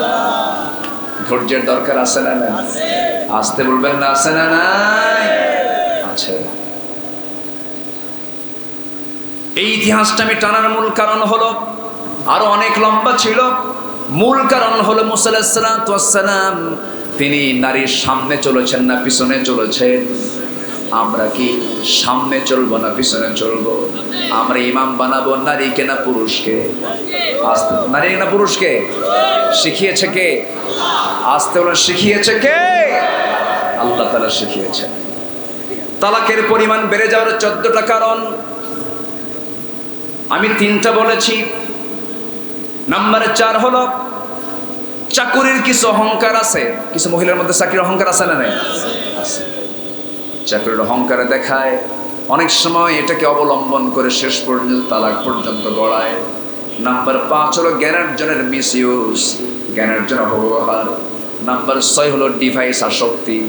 মোবাইল যতটুকু ক্ষতিকর, আমার তো মনে হয় মাঝে মাঝে মদ, গাঁজা, ইয়াবা, হেরোইন, ফেনসিডিল, এই সমস্ত মাদক দ্রব্য যতটুকু সমাজের জন্য না ক্ষতিকর, তার চাইতে আজকে বেশি ক্ষতির কারণ হয়ে গেছে আজকে এই মোবাইল ডিভাইসগুলো। আমি কি ভুল বলছি? কোনো অংশ কম না, কোনো অংশ কম না। আজকে জুয়া খেলার জন্য কোথাও বসা লাগে না, মোবাইলের সামনে বসলে জুয়া খেলা হয়ে যায়, ঠিক কিনা? এই জন্য খুব সাবধান। একটা মোবাইল বলে দেবে আপনার চরিত্র কেমন। মোবাইল যদি কথা বলতে পারত, মোবাইল আপনার আমল নেওয়ার জন্য মোবাইলই যথেষ্ট। আমাকে যদি কেউ প্রশ্ন করে হুজুর মোবাইল ব্যবহার করা কি, আমার জবাব হলো যে মোবাইলকে চালাতে পারে তার জায়েজ, কিন্তু মোবাইল যাকে চালায় তার ব্যবহার করা শুধু নাজায়েজ না, হারাম, ঠিক কি না? আমার কথা কি ক্লিয়ার? আমার কথা কি ক্লিয়ার? বুঝতে হবে। আমার কাছে মাঝে মাঝে মনে হয় কি জানেন, মোবাইল যারা চালায় অতি আসক্তি যাদের, তাদের কাছে আমার প্রতিবন্ধী মনে হয়। এত গভীরে দেখে, যখন ওই গভীর দেখার সময় যখন আপনি তাকে ডাক দেবেন, ভাই এই, আমি কি ভুল বললাম? এগুলো করে কিনা বলেন? এগুলো করে। এটা আসক্তি। এই অতিরিক্ত ডিভাইস আসক্তি হওয়ার কারণে আজকে অনেক পরিবার ধ্বংস হয়ে যাচ্ছে, ডিভোর্স হয়ে যাচ্ছে। সম্মানিত ভাইয়েরা, এক যুবক ছেলে মোবাইল হারায় ফেলছে। সে আমারে বলতেছে হুজুর আমার মোবাইলটা হেরে যাওয়াতে আমি একদম বিধবা হয়ে গেলাম। কি হয়ে গেছে? বিধবা হয়ে গেছে। এতটাই অ্যাট্রাকশন এই ডিভাইসগুলোর উপরে। অবশ্যই বাচ্চাদের এই ব্যাপারে প্রত্যেক পিতামাতার সচেতন থাকার দরকার আছে না নাই? আসতে বলবেন না, আছে না নাই? নাম্বার 7 হলো পরকীয়াকে ইজিলি দেখা। একটু মনোযোগ দিয়ে কথাগুলো শুনবেন। আজকে পরকীয়ার বলি হয়ে যাচ্ছে অনেক পরিবার। বউ আরেকজনকে ভালোবাসে, স্বামী আরেকজনকে ভালোবাসে, এমন নোংরামি আছে না নাই? আসতে বলবেন না, আছে না নাই? এখন বলেন ওই পরিবারের যে সন্তানগুলো আছে তারা শুধু খারাপ হবে না, সমাজের জঘন্য সন্তান হবে, জঘন্য সন্তান হয়ে যাবে। একটা পরিবারে যখন কোনো সন্তান তার বাপ্পার মধ্যে মোহাব্বত দেখে, ভালোবাসা দেখে, সেই পরিবারটা জান্নাতের টুকরা হয়ে যায়। সন্তান যখন কোনো পরিবারে দেখবে আমার বাপ্পার মধ্যে গণ্ডগোল, ওই সন্তানটা তখন সমাজের উচ্ছৃঙ্খল সন্তানের রূপ নেয়। এই জন্য একটা পরিবারকে সাজানোর জন্য নৈতিক শিক্ষার কোনো বিকল্প নাই। নোংরামি ছেড়ে দিতে হবে, পর্দার পরিবেশ নিয়ে আসতে হবে। নাম্বার 8 হলো অপসংস্কৃতির আগ্রাসন করার গ্রাস, বিজাতীয় সংস্কৃতি।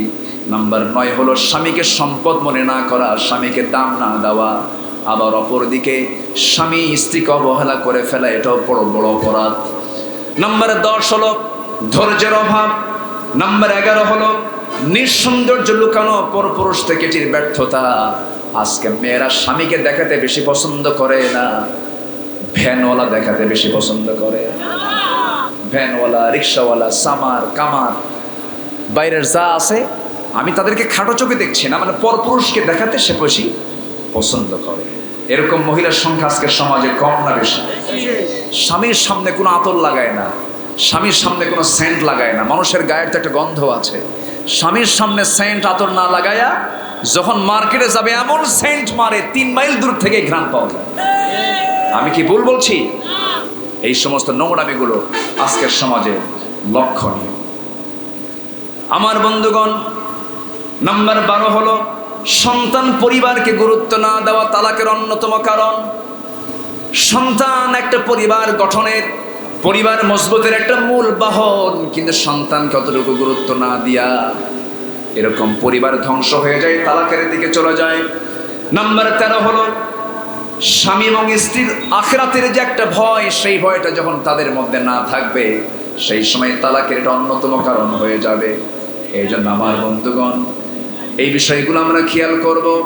সর্বশেষ আমি যে কারণটা খুঁজে পাই সেটা হলো পরস্পরের সারের মানসিকতা না থাকা। আমি আপনাকে একটা প্রশ্ন করব, পুরুষরা বাঁকা জাত না নারীরা বাঁকা জাত? একটু ভালো করে বলবেন। নারীকে বাঁকা করে সৃষ্টি করেছেন কে? এটা কি আমার কথা না আল্লাহর কথা? এবং বলেছেন মুহাম্মদ সাল্লাল্লাহু আলাইহি ওয়াসাল্লাম, খুলিকাত মিন দিলআইন, মেয়েদেরকে সৃষ্টি করা হয়েছে বাঁকা হাড়ে। কি হাড়ে? বাঁকা হাড়ে। সোজা করবেন ভেঙ্গে যাবে। এখন স্বামী স্ত্রীর মধ্যে যদি কোনো দ্বন্দ্ব লেগে যায়, এর মধ্যে সবচাইতে বেশি ছাড় দেওয়ার মানসিকতা থাকতে হবে পুরুষের না নারীর? অনেকে চুপ করে আছে, হুজুর আমার না বইয়ের, এরকম চিন্তায় আছেন নাকি?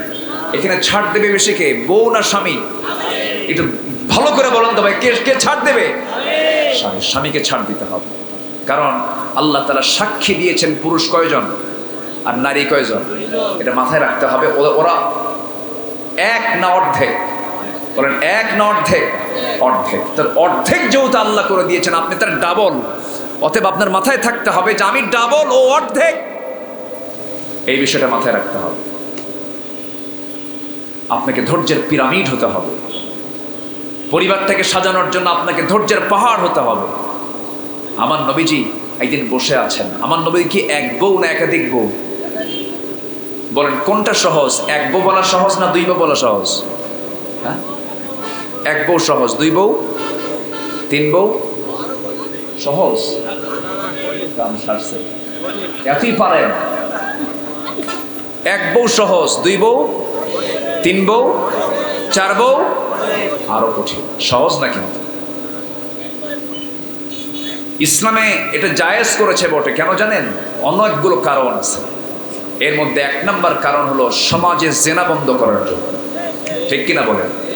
এই আকাম কুকাম করা ভালো না বিয়ে করা ভালো? বিয়ে। অনেক মহিলা আছে আবার স্বামীকে বলে তুই যা কর কর, আমি কিন্তু বউ একটাই। ওই দেখেন কত বড় খারাপ মহিলা আছে না নাই বলেন? এটাও কিন্তু খারাপ। এবং গোটা পৃথিবীর জরিপ যদি আপনি করেন, গোটা ওয়ার্ল্ড এখন জরিপ করে দেখা গেলে পরে 40% পুরুষ আর 60% হচ্ছে মহিলা। আমার দেশেও গড় অনুপাতে আমার দেশে এই মুহূর্তে পুরুষ বেশি না মহিলা বেশি? মহিলা বেশি। তাহলে পুরুষ যদি হয় 40%, মহিলা যদি হয় 60%, এমনি আল্লাহ তাআলা এগুলো বলেন নাই। যারা এগুলো বলে না বুঝে না জেনে বলে এই সমস্ত কথাগুলো। সম্মানিত ভাইয়েরা, আমার নবীজির সামনে 4 স্ত্রী বসা। কয় স্ত্রী? 4 স্ত্রী। আমার নবীজির সামনে 4 স্ত্রী বসে রাসূলকে লক্ষ্য করে বলছেন, ইয়া রাসূলুল্লাহ, আমাদের 4 জনের মধ্যে গন্ডগোল হয়েছে। কি গন্ডগোল? আপনি কাকে সবচেয়ে বেশি ভালোবাসেন? আমার রাসূল বললেন, এমন প্রশ্ন তোমরা করলে কেন? না, আমরা 4 জন গন্ডগোল লেগেছি, সবাই বলতেছে আমাকে বেশি ভালোবাসে, কেউ ছাড় দিচ্ছে না। আপনার মুখ থেকে আমরা জানতে চাই আপনি আমাদের মধ্যে 4 জনের মধ্যে কাকে বেশি ভালোবাসেন? এমন প্রশ্ন শুনে রাসূল মুস্কি একখানা হাসি মেরে বললেন, আমার বউরা শোনো, এই প্রশ্নের জবাব দিতে আমার এটা সময় লাগবে, আগামীকালকে সকালে আমি তোমাদেরকে বলবো। যাও। 4 জনকে ঘরে পাঠায়া দিলেন।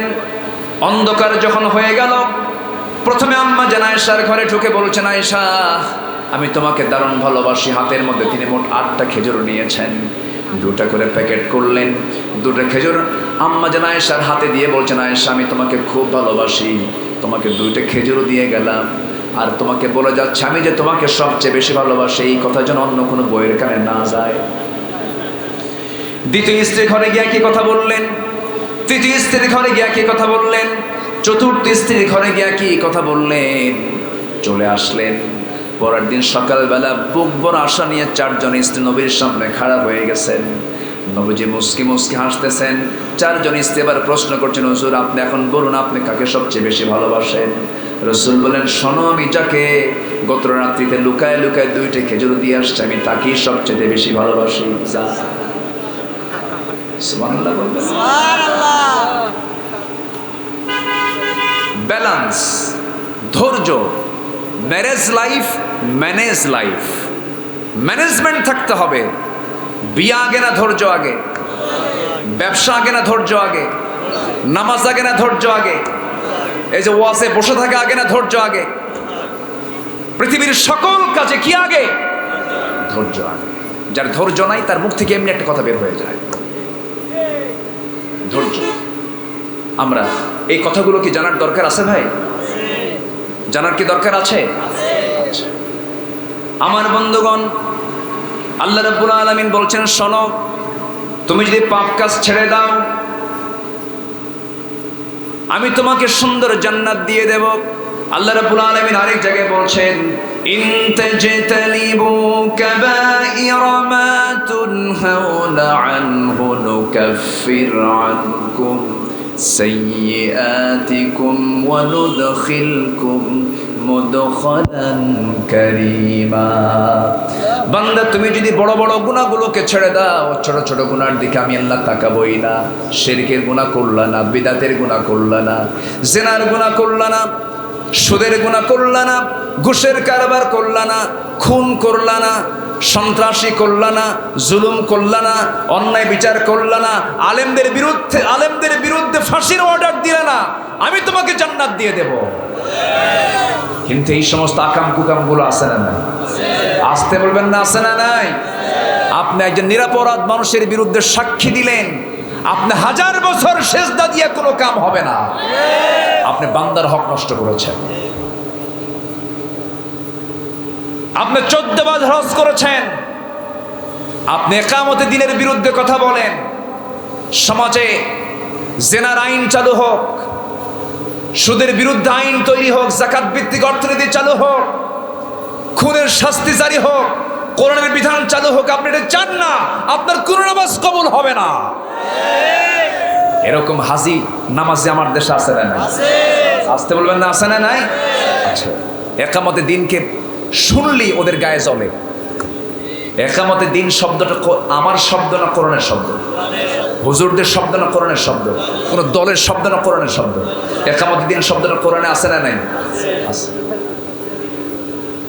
আপনি নামাজ পড়বেন, আপনি রোজা রাখবেন, আপনি হজ করবেন, আপনি দান সদকা করবেন, আপনি মসজিদ বানাবেন, আপনি মাদ্রাসা বানাবেন, আপনার দাড়ি বড়, আপনার চোখে সুরমা, আপনার মাথায় টুপি, আপনার পরনে জুব্বা, সবই ঠিক আছে, কিন্তু আপনি ইকামতে দ্বীনের বিপক্ষে কথা বলেন। আপনার চেতনা সেকুলার, আপনার চেতনা সোশিয়ালিজম, ন্যাশনালিজম, ক্যাপিটালিজম, আপনার কোনো নামাজ ইবাদত কবুল হবে না। রসুলকে শুধু নামাজে মানবেন, রসুলকে বিচারে মানবেন না। রসুলকে শুধু নামাজের ইমাম হিসেবে মানবেন, রাষ্ট্রের ইমাম হিসেবে মানবেন না। আপনার ইমান এখন আনা হয় নাই, আপনি ভণ্ড, আপনি প্রতারক। রসুলকে মানতে হবে এক জায়গায় না সব জায়গায়? আসতে বলে রসুলকে মানতে হবে এক জায়গায় না সব জায়গায়? সব জায়গায় মানতে হবে। কষ্ট পাচ্ছেন নাকি? কষ্ট পাচ্ছেন? সম্মানিত ভাইয়েরা, আমরা দ্বীনের ব্যাখ্যা অনেকেই বুঝি না। আচ্ছা বলেন তো, একটা প্রশ্ন করি, আমার দেশে ইসলামটা বিজয়ী? আমার দেশে ইসলামটা কি প্রতিষ্ঠিত আছে না প্রতিষ্ঠিত নাই? প্রতিষ্ঠিত আছে? প্রতিষ্ঠিত আছে? আচ্ছা, প্রতিষ্ঠিত নাই, তা বুঝবো কেমনে আমরা? বোঝার কিছু লক্ষণ আছে। যেরকম আমার দেশে প্রতিষ্ঠিত আছে সুদ না যাকাত? বলেন বলেন, কি প্রতিষ্ঠিত আছে? সুদ না যাকাত? সুদ। আচ্ছা, আমার দেশে যাকাত আদায় যা হয় না তা না, যাকাত আদায় হয় ব্যক্তিগত উদ্যোগে না রাষ্ট্রীয় উদ্যোগে? বলেন, যদি কেউ এটা আদায় করে ব্যক্তিগত উদ্যোগ, কিন্তু রাষ্ট্রীয় কোনো চাপ নাই। প্রথম খলিফার নাম কে বলেন তো? সাইয়েদনা আবু বকর সিদ্দিক রাদিয়াল্লাহু তাআলা আনহু। তিনি যখন ক্ষমতার মসনদে বসলেন, বসেই বললেন, যাকাত কার কার আছে, রাষ্ট্র তাদের কাছ থেকে যাকাত আদায় করবে। কিছু কিছু মুসলিম বলল যে ইসলামী রাষ্ট্র আমাদের কাছ থেকে যাকাত নেবে। তারা একটু অস্বীকৃতি জানাতে লাগলো। সাইয়েদনা আবু বকর বললেন, উটের যদি লাগামেরও যাকাত হয়, আমি এটা জোর করে আদায় করব, যারা দেবে না তাদের বিরুদ্ধে আমি আবু বকরের জিহাদ ঘোষণা। আল্লাহু আকবার বলেন। তাহলে ইসলামী রাষ্ট্র কায়েম হলে তখন যারা যাকাত দেবে না তাদের বিরুদ্ধে জিহাদ করবে কে? রাষ্ট্র। জিহাদ করবে কে বলেন? রাষ্ট্র। তুই দিবি না, তোকে জাহান্নাম থেকে বাঁচানোর জন্য জোর করে তোর কাছ থেকে যাকাত নেব। তোকে জাহান্নাম থেকে বাঁচানোর জন্য জোর করে যাকাত নেব। রাষ্ট্র যাকাত আদায় করবে জোর করে। আমার দেশে যদি হিসাব করে যদি আজকে যাকাত আদায় করত, রাষ্ট্রীয় পর্যায়ে যদি যাকাত তোলা হতো ব্যাংকিং হিসেব অনুযায়ী, তাহলে প্রত্যেকটা ইউনিয়নে বছরে 43 কোটি টাকা করে জমা হতো যাকাতের। বিশাল ব্যাপার। গরিব থাকতো? গরিবই থাকতো। যাকাত কার বিধান? সুদ কার বিধান? কারণ সুদ কার বিধান? তাহলে আজকের সমাজে যাকাত চালু না সুদ চালু? সুদ চালু। আচ্ছা, আমার দেশে বিয়ের পদ্ধতি আছে না নাই? আছে। জেনার পদ্ধতি নাই? আজ থেকে জেনার পদ্ধতি আছে না নাই? পদ্ধতি মানে হচ্ছে লাইসেন্স, আছে কি না? কোন মহিলা যদি লাইসেন্স নিয়ে যদি এই জেনার কাজ করে, আপনি মামলা দিতে পারবেন? মামলা আপনি দিলে মামলা খাবে, উল্টা মামলা কার হবে? যে মামলা দেবে সে উল্টা মামলা খাবে, কারণ তার হাতে লাইসেন্স আছে, সে জেনা করবে। সে বলতেছে I M A sex worker, আমি একজন যৌন কর্মী, আমার এই যে লাইসেন্স। নাউজুবিল্লাহ বলে। তাহলে আমার দেশে বিয়ের লাইসেন্সও আছে, জেনার লাইসেন্সও আছে। কিন্তু ইসলাম যদি কায়েম হয়, দিন যদি কায়েম হয়, তখন জেনার কোনো লাইসেন্স থাকতে পারে। আচ্ছা, আমার দেশে বোরকা পরা পর্দাশীলা মহিলা আছে না নাই? আছে। পর্দা ছাড়া আছে, আছে না নাই বলেন তো? আছে। ইসলাম যদি কায়েম হয়ে যায়, তখন পর্দা ছাড়া কোনো মহিলা রাস্তায় বের হলে সে নিজেও রুগী, অন্যকে কি বানাবে? অন্যকে কি বানাচ্ছে সে? বলেন, রুগী বানাচ্ছে। তাহলে এই রুগী বানানোর কোনো সুযোগ কি ইসলাম দেবে? ইসলাম দেবে না। তখন কি বলবে? তোমাদেরকে, তুমি বাইরে যদি বের হতেই হয়, তোমাকে বাধ্যতামূলক কি করতে হবে? ঢেকে বের হতে হবে। হাত পা ঢেকে বের হও, শালীনপূর্ণ পোশাক পরে বের হও। তাহলে ইসলামী রাষ্ট্রের বৈশিষ্ট্যের সাথে আমাদের সমাজের বৈশিষ্ট্যের কোনো মিল নাই। হাজার বছর ওয়াজ করে আপনি সুদ বন্ধ করতে পারবেন না, হাজার বছর ওয়াজ করে আপনি জেনা বন্ধ করতে পারবেন না, হাজার বছর ওয়াজ করে আজকে আপনি জেনার কারবার বন্ধ করতে পারবেন না। আপনি এগুলোকে বন্ধ করার জন্য প্রয়োজন হলো আল্লাহর দ্বীনকে কায়েম করা। আল্লাহ রাব্বুল আলামিন আমার রাসূলকে কেন পাঠিয়েছেন, কি জন্য পাঠিয়েছেন, মহান রব্বুল আলামিন সুন্দর করে বলছেন, হুয়াল্লাযী আরসালা রাসূলাহু বিল হুদা ওয়া দীনিল হাক্কি লিইয়ুযহিরাহু আলাদ দীনি কুল্লিহি ওয়া কাফা বিল্লাহি শাহীদা। আল্লাহ রাব্বুল আলামিন তিনি তার রাসূলকে সত্য দিন দিয়ে পাঠিয়েছেন, যেন তিনি এই দিনটাকে, এই ধর্মটাকে, ইসলামটাকে যেন সকল দিনের উপরে বিজয়ী করতে পারেন। আল্লাহর কাছে একমাত্র দিনের নাম কি বলেন? জোরে বলেন। আল্লাহর কাছে এক নম্বর দিনের নাম কি বলেন? একমাত্র দিনের নাম কি? আল্লাহর কাছে দুই দিন না একদিন? বলেন বলেন বলেন বলেন। আজকে দুনিয়াতে একদিন না হাজার দিন আছে? বলেন বলেন। একদিন না হাজার দিন? হাজারো দিন, কুল্লি, অনেক দিন আছে। হয়তো বলবেন দিনটা কি? দিনের ব্যাখ্যা দিতে গেলে একটু লম্বা সময় লাগবে, একটু মনোযোগ দিয়ে কান খাড়া করে কথাটা শুনতে হবে, একটু সময় আপেক্ষিক, একটু সময় লেগে যাবে, একটু মনোযোগ দিয়ে শোনেন। আমরা এই দিন শব্দটা নামাজের মধ্যে যখন দাঁড়াই, নামাজের মধ্যে সূরা ফাতিহাটা যখন ইমাম সাহেব পড়েন, তখন তিনি 3 নম্বর আয়াতে বলেন মালিকি ইয়াউমিদ্দিন। কিন্তু ওই দিন, কিন্তু এই দিন এটা নয়। আবার আমরা নামাজের মধ্যে আরেকটা দিন আমরা শুনি, সেই দিনটা হলো ইন্নাদ-দীনা ইনদাল্লাহিল ইসলাম ওয়া মা উমিরু ইল্লা লিয়া'বুদুল্লাহা মুখলিসিনা লাহুদ-দীন লা ইকরাহা ফিদ-দীন লিইয়ুযহিরাহু আলাদ-দীনি কুল্লি। দেখেন, সবটা একটা দিন শব্দ আছে না নাই? কিন্তু এই যে এতগুলো আয়াত বললাম, একটার সাথে আরেকটার কোনো অর্থের মিল নাই। আল্লাহ রাব্বুল আলামিন ইন্নাদ-দীনা ইনদাল্লাহিল ইসলাম বলতে এখানে আল্লাহ তাআলা বোঝাচ্ছেন এই দিন মানে হলো জীবন বিধান, আইন। একমাত্র আল্লাহর পছন্দের আইন হলো, আল্লাহর পছন্দের জীবন বিধান হলো একমাত্র আল্লাহর কাছে পছন্দ নেই একমাত্র দিন, তার নাম হচ্ছে ইসলাম। তার নাম কি বলে? ইসলাম। ইসলামের বিকল্প আরো দিন এই দেশেও আছে না নাই? আসতে বলবেন না আছে না নাই? পার্শ্ববর্তী দেশে আছে না নাই? গোটা দুনিয়া জুড়ে আছে না নাই?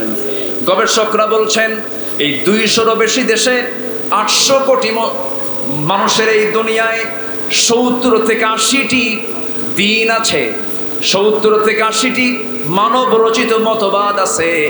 এই 80 থেকে 90টা যে মানব রচিত মতবাদ, এর মাঝে আল্লাহ তাআলা একটা তার দিন দিয়েছেন, তার নাম হলো ইসলাম।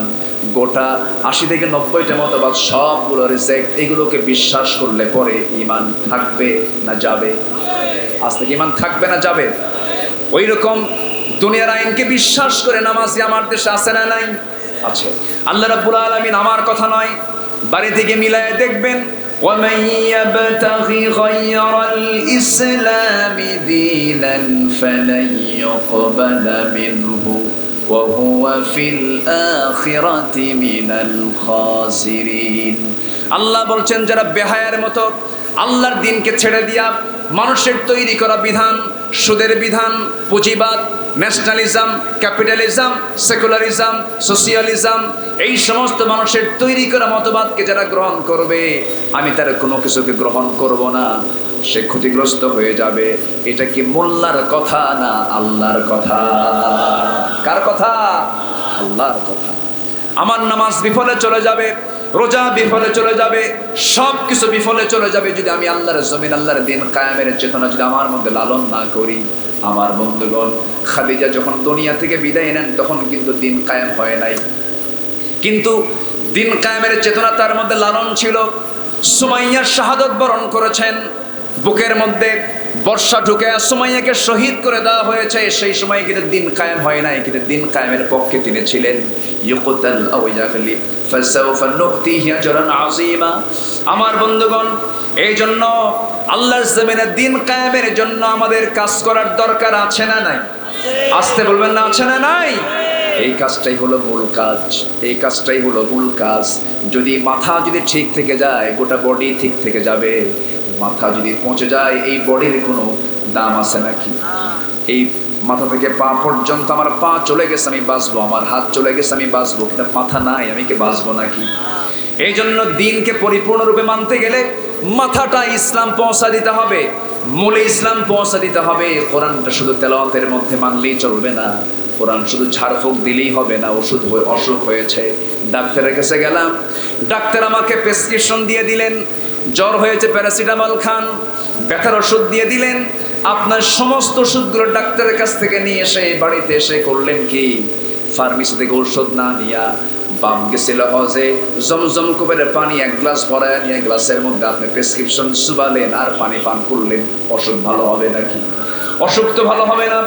আপনার অসুখ ভালো করার জন্য ডাক্তার চেক আপ করে আপনাকে যে ওষুধটা দিয়েছেন, ফার্মেসিতে গিয়ে সে ওষুধটা মেয়াদ ছাড়া নিতে হবে না, মেয়াদওয়ালা নিতে হবে।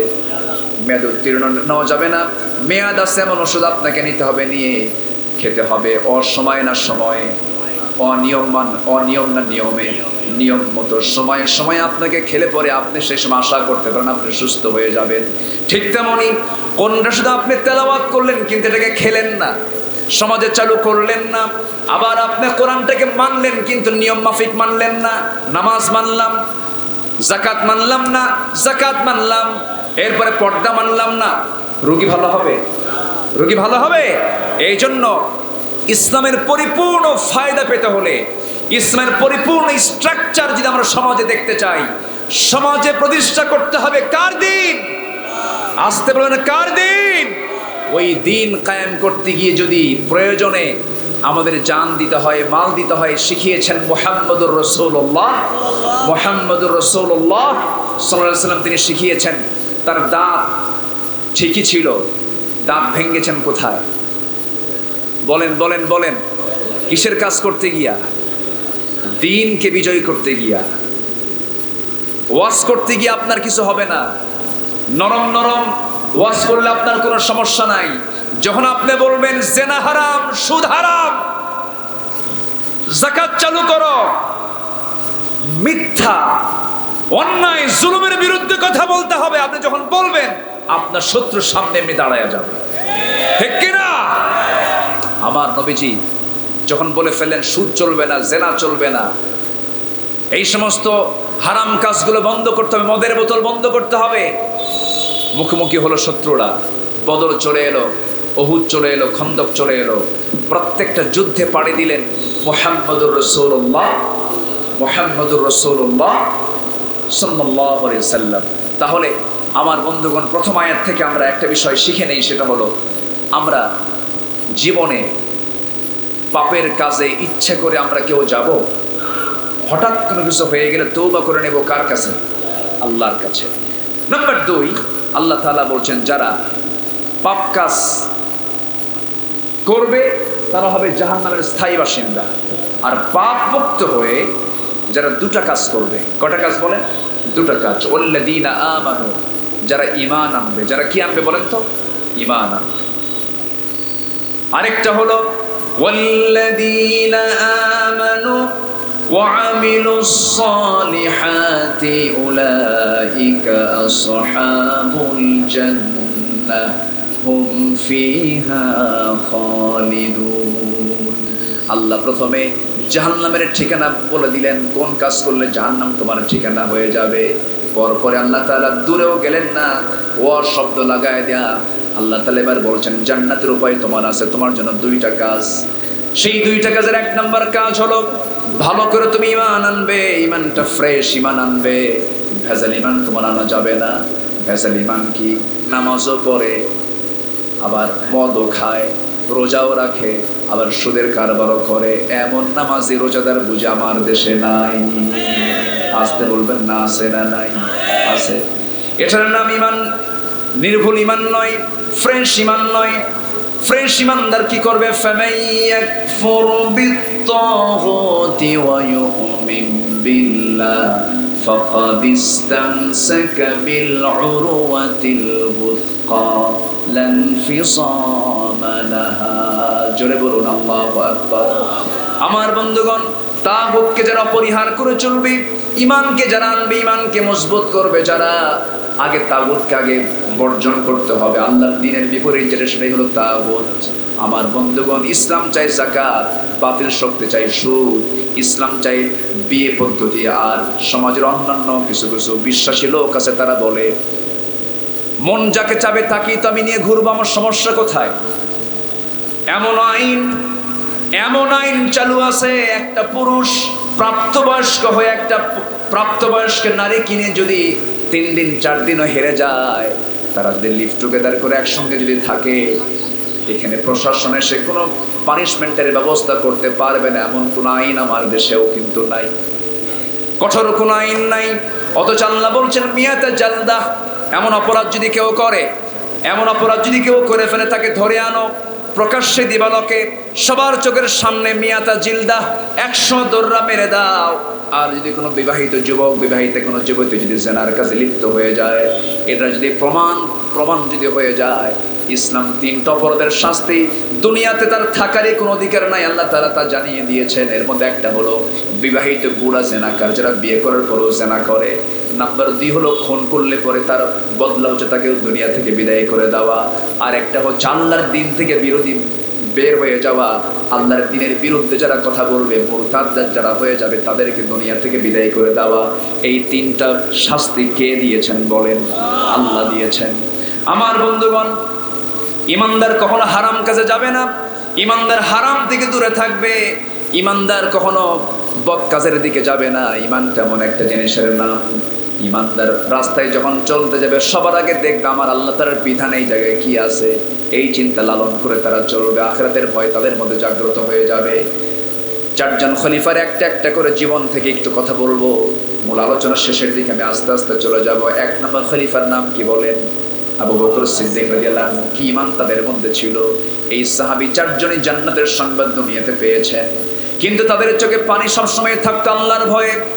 সাইয়েদনা আবু বকর সিদ্দিক রাদিয়াল্লাহু তাআলা আনহু একদিন, তিনি ছিলেন কাপড়ের দোকানদার, বসে বসে তিনি কাপড় বিক্রি করছিলেন। রাষ্ট্রপ্রধান ছিলেন, আবার ওইদিকে কাপড়ের বিক্রেতাও ছিলেন। তিনি বসে বসে কাপড় বিক্রি করছিলেন। এমন সময় একজন কাস্টমার এসে বলতেছে, 6 মাস আগে তোমার কাছ থেকে আমি কাপড় নিয়ে গিয়েছিলাম, এই কাপড়টা আমার পছন্দ হয় না, কাপড়টা তুমি আমার থেকে ফেরত নিয়ে নাও। সাইয়েদনা আবু বকর করলেন কি, কোনো কথা না বলে কাপড়টা ফেরত নিলেন, টাকা তাকে দিয়ে দিলেন। এরপরে তিনি হাউমাউ করে কাঁদতেছেন। সবাই বলে ফেলে, আবু বকর, সামান্য কাপড়ের জন্য তোমার চোখে পানি কেন, কি হয়েছে? তিনি বলছেন, আল্লাহর কসম করে বলি, আমাকে কাপড় ফেরত দিয়ে গেছে, এই জন্য আমি কাঁদি না, আমি কাঁদতেছি এই জন্য এই বেচারির কাপড়টা পছন্দ হয় না, 6 মাস পরে আমার কাছে কাপড়টা ফেরত দিল, টাকাটা দিয়ে দিলাম, সমাধান হয়ে গেছে। কিন্তু আমি যখন মরে যাব, আমি আবু বকর, আমি ঈমান এনেছি, নামাজ পড়েছি, জিহাদ করেছি, দান সদকা করেছি, সব কিছু আমলগুলো করে গেলাম, কিন্তু আদালতে আখিরাতে আমার আল্লাহর সামনে গিয়ে যখন আমি দাঁড়াবো, আমার আল্লাহ যদি আমাকে ডাক দিল, না আবু বকর তোর নামাজ, তোর জিহাদ, তোর যাকাত, তোর দান সদকা একটাও কবুল হয় নাই, তোর আমল তোর হাতে তুই নিয়ে যা, আমি তোকে দিয়ে দিলাম, আমি সেই দিন কোথায় যাব? এই জন্য আমি হাউ মাউ করে কাঁদি। এটাই হলো ইমানের চেতনা, এটাই হলো ইমানের ফিলিংস, এটাই হলো ইমানের উপলব্ধি। নিজেকে চেনার চেষ্টা করতে হবে, নিজেকে জবাবদিহিতার কাঠগড়ে দাঁড় করতে হবে। রাত্রেবেলা যখন শুয়ে পড়বো, সারাদিন চিন্তা করব আমি ঘুম থেকে ওঠার পরে আমি কার সঙ্গে করা শব্দ করে কথা বলেছি, ঘুম থেকে ওঠার পরে আমি কয়টা মিথ্যা কথা বলেছি, আজকে সারাদিন ব্যবসা করতে নিয়ে কত বাজে কথা বলেছি, আজকে সারাদিন চলতে নিয়ে আমি কোন কোন হারাম খাদ্যটা পেটের মধ্যে তুলেছি, সারাদিন চলতে নিয়ে আমি কয়েকজনকে ফাঁকি দিয়েছি, সারাদিন চলতে নিয়ে সমস্ত কিছুর চিন্তা যখন ঘুমানোর আগে একটু চিন্তা করে করে যখন চোখের পানি ফেলে ফেলে বলবো, আল্লাহ আজকে যা ভুল হয়েছে, আজকের দিনের চাইতে আগামীকালের দিনটা আমার উন্নত হয়ে যাবে, আল্লাহ এই হারাম কাজের দিকে আমি যাব না, এই অপকর্ম আমি আর কোনোদিন করব না। আল্লাহর কসম করে বলে যাচ্ছে আমার ভাইয়েরা, আল্লাহর আয়াত সাক্ষী, যে বান্দা এমন করে তওবা করবে, আল্লাহ তাআলা সেই সময় বান্দার প্রতি বেশি খুশি হয়ে আগের সমস্ত গুনাহগুলোকে মাফ করে দেয়। রাতের বেলা ঘুমানোর আগে আমরা আগে জবাব দেব কার কাছে? আসতে বলবেন না, কার কাছে? এটাই হলো মুনাজারা, মুহাসাবা, নিজের চিন্তা নিজে করা, নিজের পরেশানি নিজে হয়ে যাওয়া। ঘুমানোর আগ দিয়ে চিন্তাগুলো আমরা করব এবং শেষ রাত্রে আমরা ওঠার চেষ্টা করব। ইমানদাররা এই সমস্ত চিন্তাগুলো সর্বক্ষণ করে। ইমানদারের জিহ্বা থাকবে দুনিয়ার কথা দিয়ে ভেজানো না, আল্লাহর কথা, আল্লাহর নাম দিয়ে ভেজানো, আল্লাহর নাম দিয়ে ভেজানো।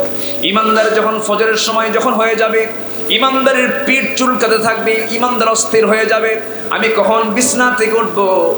ইমানদারের যখন শেষ রাত্রির দিকে যখন ঘুম থেকে উঠতে দেয়, ওই সময় শয়তানও ফাঁদ পাতে, শয়তান তখন 3টা গিট মেরে দেয় ওই ইমানদার বান্দার মধ্যে। এসে কাছাকাছি এসে ওয়াজ শুরু করে দেয়, আলাইকা লাইলুন তাফিল, আলাইকা লাইলুন তাফিল, তোমার রাতটা আজকে অনেক লম্বা, ঘুমিয়ে থাকো, ঘুমিয়ে থাকো। ওই সময় 3টা গিট মেরে দেয়। আমার রাসূল বলতেছেন, ও সাহাবীরা শোনো, এই 3টা গিট ছুটানোর জন্য 3টা আমল তোমরা করবে। নাম্বার 1, যখন ওই সময় বান্দা গা ছেড়ে দিয়ে আল্লাহর নাম নিয়ে দোয়াটা পড়ে যখন সে বিছনা থেকে নিজের পিঠটা সরায়া বসে পড়বে, সঙ্গে সঙ্গে শয়তানের একটা গিট ছুটে যায়। ওযু যখন বানায় নেয় 2টা গিট ছুটে যায়। বান্দা যখন পায়ে হেঁটে হেঁটে যখন মসজিদের দিকে রওনা দিয়ে দেয়, নামাজে যখন দাঁড়ায়, সঙ্গে সঙ্গে 3টা গিট ছুটে গেল। সারাটা দিন শয়তান তার কাছে আসার সাহস পায় না। সবাইকে আজকে থেকে ফজর পড়বো তো ইনশাআল্লাহ। ফজর পড়বেন কারা কারা? হাত তুলে দেখান দেখি। ফজরের মুসল্লি হলো আসল মুসল্লি, কারণ ফজর নামাজ অন্তত মুনাফিকরা জোহর আসর মাগরিব পড়তে পারলো, ফজর পড়তে পারে না। অতএব ফজর নামাজ আমরা কেউ ছাড়বো না। জোরে বলি ইয়া আল্লাহ, আরো জোরে ইয়া আল্লাহ। আমাদেরকে ফজর, জোহর, আসর, মাগরিব, এশা 5 ওয়াক্ত সালাত আদায় করার তৌফিক তুমি আল্লাহ দিয়া দাও। জোরে বলি আমিন, আরো জোরে আমিন। হাত নামা। কষ্ট দিলাম মনে হয় আপনাদের। আমার বন্ধুগণ, ইমান কাকে বলে? ইমানের বাস্তব প্র্যাকটিক্যাল ছিলেন সাহাবায়ে কেরাম। ওমরে ফারুকের জীবন থেকে হালকা একটু কথা বলে দেই, এরপরে যখন বলেছে 4টা খলিফার জীবন থেকে একটা একটা করে কথা বলি, তাদের ইমানটা কেমন ছিল আমাদের তাদেরকে মনে করা উচিত। তারা হচ্ছেন আকাশের চাঁদের মতো। আসহাবাতু কান্নুজুম, তাদেরকে ফলো করবে। একটা সাহাবীকে ফলো করলে বান্দা জান্নাতি। আল্লাহু আকবার বলে। এক একটা সাহাবী এক একটা ইউনিভার্সিটি। আল্লাহু আকবার। সাইয়্যিদুনা ওমর, কি ইমান ছিল তাদের, কি মজবুত ইমান ছিল তাদের। আল্লাহু আকবার। কলসি নিয়ে, কলসি পানি, কলসি কূপ থেকে তুলে পানি, মানে বাড়ির পরিবারের পানি পান করার জন্য তিনি চলে গেছেন কূপের কাছে। কলসি ভরে পানি তুলে মাথায় করে নিয়ে আসতেছেন। অর্ধ দুনিয়ার শাসনকর্তা ওমর ফারুক রাদিয়াল্লাহু তাআলা আসতেছেন। আসতে নিয়ে হঠাৎ করে এক প্রশ্ন করে এসে বলতেছে, ওমর একটা প্রশ্ন ছিল, বলো। মাথায় কলসি, আমি কেমনে করে আপনার সঙ্গে কথা বলবো? আপনি নিচে রাখেন। নিচে না রেখে করলেন কি, কলসিটা তিনি হাঁটুতে রাখলেন। কষ্টের পরিমাণ কম না বেশি? আরো বেশি। বলতেছে, আমি এটা আরো কষ্ট বেড়ে গেল না, আমি মাটিতে রাখবো না। তুমি কি প্রশ্ন করবে বলো? মাটিতে রাখবেন না কেন? মাটিতে রাখেন কেন? মাটিতে রাখা যাবে না। কেন রাখা যাবে না? সাইয়্যিদনা ওমর ফারুক বলেন, এই জন্য রাখা যাবে না, কারণ যে জমিনে দাঁড়িয়ে কথা বলছে এই জমিনটা আমার না, এবং কলসির তলাটা হলো ভিজা। এই ভেজা কলসির তলা যখন জমিনে রেখে দেব, কিছু মাটি কলসির সাথে তলার সাথে উঠে আসবে। ওই মাটি যদি আমি এই জমিন থেকে নিয়ে চলে যাই, আমি এই জমি থেকে যদি বের হয়ে চলে যাই মাটি নিয়ে, আর কিয়ামতের দিন এই জমি হলো আমার বিরুদ্ধে মামলা দিলে আমি নাজাত পাবো না। এটার নাম ঈমান। এটার নাম কি বলেন? সাইয়েদনা ওমর ফারুক রাদিয়াল্লাহু তাআলা আনহু অর্ধ দুনিয়ার শাসনকর্তা, বিশাল বড় দাপট তার ছিল। এই রোম, ইতালির রোম, ওই পারস্য সহ 40টা রাষ্ট্রের তিনি পরিচালক ছিলেন, রাষ্ট্রপ্রধান তিনি ছিলেন। বিশাল অর্ধ দুনিয়া তিনি শাসন করেছেন। কি সিম্পল লাইফ ক্রিয়েট করেছেন। আমার বন্ধুগণ, ওমর ফারুক রাদিয়াল্লাহু তাআলা আনহু একদিন রাষ্ট্র থেকে তিনি এক বোতল মধু পেয়েছেন, এক বোতল মধু পেয়েছেন। মধুর বোতল হাতে করে নিয়ে এই বোতলের মধ্যে 5টা পরিবারের মধু আছে, তার মধ্যে তার পরিবার একটা, আর প্রতিবেশী সহ 4 জন 5 জন, এই 5টা ভাগ করতে হবে। বউয়ের কাছে এসে বলছেন, বউ আমার শোনো, এই যে বোতল দিলাম, বোতলটা 5 ভাগে ভাগ করবা, মধুটা 5 ভাগে ভাগ করে 1 ভাগ আমাদের জন্য রেখে বাকি 4 জনকে প্রতিবেশীর ঘরে ঘরে দিয়ে আসবা। আচ্ছা ঠিক আছে। বোতল বউয়ের হাতে হস্তান্তর করেছেন। মিনিট পার হয় নাই, সঙ্গে সঙ্গে বউটাকে লক্ষ্য করে বলছেন, বউ আমার মন খারাপ করো না, মধুর বোতল তুমি আমার হাতে ফেরত দিয়ে দাও, আমি তোমাকে ভাগ করতে দেব না। বলেন তো এই আচরণটা বউয়ের সঙ্গে কোনো স্বামী করলে পরে বিপদ না নিরাপদ? বিপদ কিনা বলেন? সন্দেহ সৃষ্টি হয়ে যাবে। কিন্তু ওমর ফারুক তাই করলেন।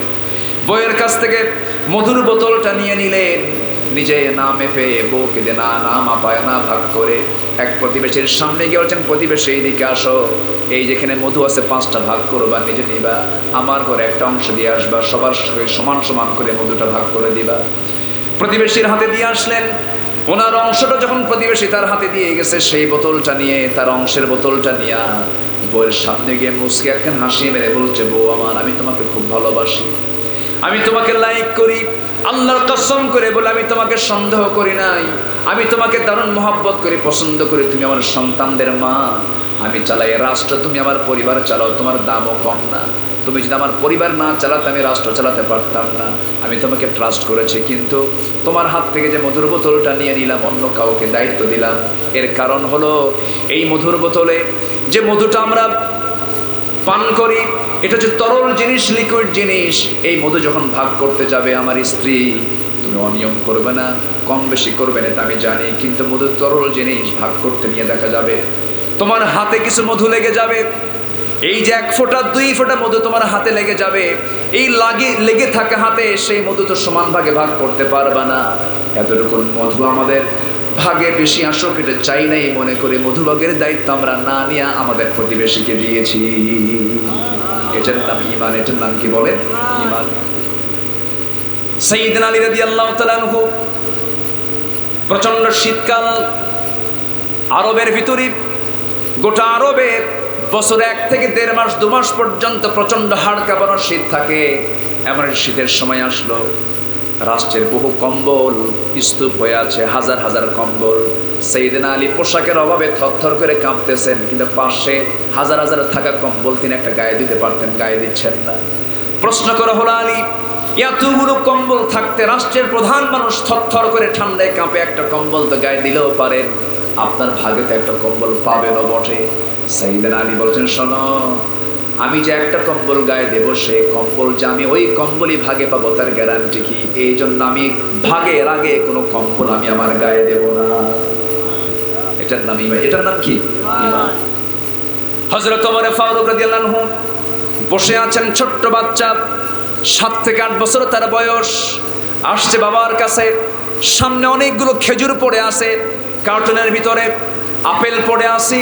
সে আপেলগুলো থেকে, খেজুরগুলো থেকে ছোট্ট বাচ্চা একটা খেজুর হাতের মধ্যে নিয়ে মুখের মধ্যে তুলে নিয়েছে। সাইয়েদনা ওমর ফারুক করলেন কি, জোর করে সন্তানকে হাতের মধ্যে নিয়ে মুখের মধ্যে নখ ঢুকায় দিয়া খেজুরটা টান মেরে ধরলেন, টান মেরে সেই খেজুর রাখার জায়গায় ধুয়ে দিলেন, আর বলেন, যা মায়ের কোলে চলে যা। মার কাছে গিয়ে সন্তান কান্দের বলে, আব্বা আমার সঙ্গে এমন আচরণ করছে, আমার মুখ থেকে খেজুর বের করে নিয়েছে। যখন ভিতরে চলে গেছেন, বউ রাগ করে বলে, আমিরুল মুমিনিন, সন্তান তো আমার ছোট, রাষ্ট্রের খেজুর ঠিক আছে, আমরাও তো কিছু খেজুর আমাদের ভাগে পাবো, আপনি কেমন করে ছোট্ট বাচ্চার মুখ থেকে খেজুরটা টান মেরে বের করলেন, আপনার কি কষ্ট হলো না? সাইয়েদনা ওমর ফারুক বলছেন, শোনো আমার স্ত্রী, এর চাইতে বেশি কষ্ট হলো জাহান্নামের কষ্ট। এই যে খেজুর, এটা জনগণের আমানত। এই যে খেজুর, এখান থেকে একটা খেজুর আমার সন্তান মুখের মধ্যে নিয়েছে, আমরা যে খেজুরের অংশটুকু পাবে, আমাদের অংশ যে খেজুরটুকু আসবে, তার মধ্যে যে এই খেজুরটা আমি পাবো, তার গ্যারান্টি কি? আমি তো গ্যারান্টি দিতে পারবো না। এই জন্য ভাগের আগে কোনো একটা হক রাষ্ট্রের নষ্ট হোক, এটা আমি চাই না। জোরে করুন সুবহানাল্লাহ। ওমরের ছেলে ঘোড়া কিনেছেন। কি কিনেছেন? ঘোড়া কিনেছেন। সেই ঘোড়া বাজার থেকে কিনে আনছেন, মোটা তাজা করে বিক্রি করবেন। সন্তান মোটা তাজা করবেন, ঘাস খাওয়াচ্ছেন, কিন্তু ঘাসটা হলো রাষ্ট্রের জায়গার ঘাস। রাষ্ট্রপতির এরিয়াটা বড় হয়, পিছন দিকে বিশাল ঘাসের জায়গা আছে, সেই ঘাসগুলো খাওয়াচ্ছেন তার সন্তান। ঘাস, ঘোড়া হলো ওমর ফারুকের সন্তানের, ঘোড়া হলো তার সন্তানের, আর ঘাস হলো রাষ্ট্রের। ঘাস খাচ্ছে রাষ্ট্রের, ঘোড়া হলো সন্তানের। উনি শুধু দেখতেছেন আমার সন্তান কি করে। ঘোড়াটা বড় হয়ে গেছে, 6 মাস 1 বছর চলে গেছে। সন্তান ঘোড়া বিক্রি করতে গেছে, বিক্রি করেছে, কিচ্ছু বলেন নাই। ঘোড়া বিক্রি করে টাকা নিয়ে যখন বাড়িতে আসতেছে, দরজায় দাঁড়ায় বলছে, সন্তান আগে দাঁড়া, ঘোড়া কই? বিক্রি করছি, কত টাকা? এত টাকা। কিনছিলি কত টাকা দিয়ে? এত টাকা দিয়া। লাভ হয়েছে এত। এই লাভের টাকা তোর না, তোর বাপের ওরা। এই টাকা হলো রাষ্ট্রের, কারণ ঘাস যে রাষ্ট্রের। সুবহানাল্লাহ বলবেন না? এটার নাম কি? কার ভয়? আসতে পারেন, কার ভয়? আল্লাহর ভয়। আমার বন্ধুগণ, কি শাসক তারা ছিলেন দেখেন, তারাও বিচারের মুখোমুখি হয়েছেন। শাসকের সামনে মুখ উঁচু করে কথা বলেন নাই। বিচার স্বাধীন হবে, আইন বিচার স্বাধীনভাবে বিচার করবে। ওমর ফারুক এটা নিশ্চিত করেছেন। দেখেন, তিনি ঘোড়া কিনতে গেছেন নিজে। ঘোড়া কিনতে যায় ঘোড়াওয়ালাকে বলেন, এটার দাম কত? এত টাকা দাম। এই যে টাকা নাও, ঘোড়াটা আমাকে দাও। ঘোড়া নিলেন, লেনদেন হয়ে গেল, কেনা বেচা শেষ। এবার বলছেন, তোমার ঘোড়া সুস্থ আছে নাকি? ঘোড়া সুস্থ। সুস্থ ঘোড়া কিনলেন। ঘোড়ার পিঠে চড়ে তিনি বাড়িতে আসবেন। কিছু দূরে যেতে না যেতে ঘোড়ার 4টা পাওয়া কেজো হয়ে গেছে। এসে বলছেন, ঘোড়াওয়ালা আমাকে ঠকাইছো, ঘোড়া তো অসুস্থ, 4 পাওয়া কেজো হয়ে গেছে, এই ঘোড়া আমি নেবো না। ঘোড়াওয়ালা বলছে, আল্লাহর কসম করে বলি, আমি সুস্থ ঘোড়া আপনাকে দিয়েছি, আপনার কাছে অসুস্থ হয়ে গেছে। ওমর ফারুক বলছেন, না, আমি এই ঘোড়া নেব না, ঘোড়া তোমাকে ফেরত নিতে হবে, আমাকে টাকা দিয়ে দিতে হবে। ঘোড়াওয়ালা বলতেছেন, না না, কখনো সম্ভব নয়, আমি আপনাকে টাকা ফেরত দেব না, আমি ঘোড়াও ফেরত দেব না। ওমর ফারুক বলছেন, তাহলে কি করা যায়? ঘোড়া বিক্রেতা বলতেছে, চলুন আমরা বিচারে যাই। কই যাই? একজন ঘোড়া বিক্রেতা শাসককে বলতে, চলুন আমরা আদালতে যাই। দুজন আদালতে চলে গেছেন। একজন সামান্য ঘোড়া বিক্রেতা, আরেকজন হচ্ছে ওই দেশের রাষ্ট্রপ্রধান। আদালতে যাওয়া মাত্রই যখন আদালতের সামনে গিয়ে দাঁড়িয়েছেন, এজলাসে যিনি বিচারপতি বসে আছেন, ওমর ফারুককে দেখা মাত্রই তিনি দাঁড়ায় গিয়ে সালাম বিনিময় করে বলছেন, আমিরুল মুমিনিন, আপনি এই জায়গায় কেন? আপনি কেন আদালতে এসেছেন? কি হয়েছে বলুন। ওমর ফারুক বলছেন, ও বিচারপতি, তুমি আমার দিকে তাকায় তাকায় বিচার করবা না। অপরাধ কি হয়েছে তার দিকে তাকায় তাকায় বিচার করো। আমি ওমর এখানে বিচার প্রার্থী হয়ে এসেছি, ওমরের বিচার করবা না, তুমি একজন আসামির বিচার করবা। আল্লাহু আকবার বলে ইনস্ট্রাকশন দিয়ে দিলেন। এবার কথাবার্তা শুরু হলো। ঘোড়া বিক্রেতার কথাও শুনলেন, খলিফা ওমর ফারুকের কথাও শুনলেন বিচারপতি।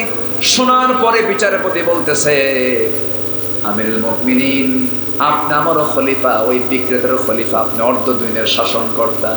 আমি আপনার রাষ্ট্রের অধীনে থাকা একটা আদালতের আমি একজন বিচারপতি, সিম্পল একজন বিচারপতি, কিন্তু আমার আইন তো আইনের পথেই চালাতে হবে। আপনি যে বিচার নিয়ে আদালতে হাজির হয়েছেন, ওই যে ঘোড়াওয়ালা আদালতে বিচার নিয়ে হাজির হয়েছে, বিচার প্রার্থী হয়ে হাজির হয়েছে, আজকের রায়টা আপনার পক্ষে যাবে না, সম্পূর্ণ রায় ওই ঘোড়ার পক্ষে যাবে। কেমন করে যাবে একটু বুঝাও দেখি। বিচারপতি বলতেছি, কাজী শুরাইহ ইবনুল হারিস আল কিন্দি রাহমাতুল্লাহ আলাইহি 100 বছর যিনি পৃথিবীতে বেঁচে ছিলেন, দুজন খলিফার বিরুদ্ধে তিনি রায় দিয়েছিলেন। সাইয়েদনা আলীর বিরুদ্ধে একটা রায় দিয়েছিলেন, ওমরের বিরুদ্ধে রায় দিয়েছিলেন। তিনি বলেন, শোনেন, আপনি এখানে আমার সামনেতে আপনি সুন্দর করে মিষ্টি ভাষায় কথা বলছেন, আপনি কথা শেষ করে আদালত চত্বর ত্যাগ করবেন, তার গ্যারান্টিকে বলেন, গ্যারান্টি নাই। তাহলে আপনার যদি জীবনের কোনো গ্যারান্টি না থাকে, আপনার কাছে লেনদেন হয়ে গেছে, ঘোড়া বিক্রি হয়ে গেছে, টাকা পয়সা সব ক্লিয়ার হয়ে গেছে, আপনার মালিকানায় ঘোড়া চলে যাওয়ার পর ঘোড়া যদি অসুস্থ হয়, এটার দোষ আপনি কেমন করে ঘোড়া বিক্রি থেকে দিবেন? এটা অসম্ভব ব্যাপার। সাইয়্যিদুনা ওমর ফারুক মাথা নিচু করে কোনো কথা না বলে মুস্কি একখানা হাসি মেরে চলে আসলেন। পরের দিন মজলিসে শুরার বৈঠক হলো, মন্ত্রী পরিষদ বৈঠক হলো, সমস্ত প্রাদেশিক গভর্নরদেরকে ডাক দিয়ে বলেন, শোনো, অমুক এলাকায় আঞ্চলিক একজন বিচারপতি পাইছিলাম, আমি বিচারপতি প্রার্থী হয়ে তার সামনে গেছি, সে আমাকে না দেখে যেটা হক সেই বিচারটা দিয়েছে, আমার বিরুদ্ধে রায় দিয়েছে, ওকে আঞ্চলিক বিচারপতি না বানায়া জাতীয় সেন্ট্রাল বিচারপতি বানায়া দাও।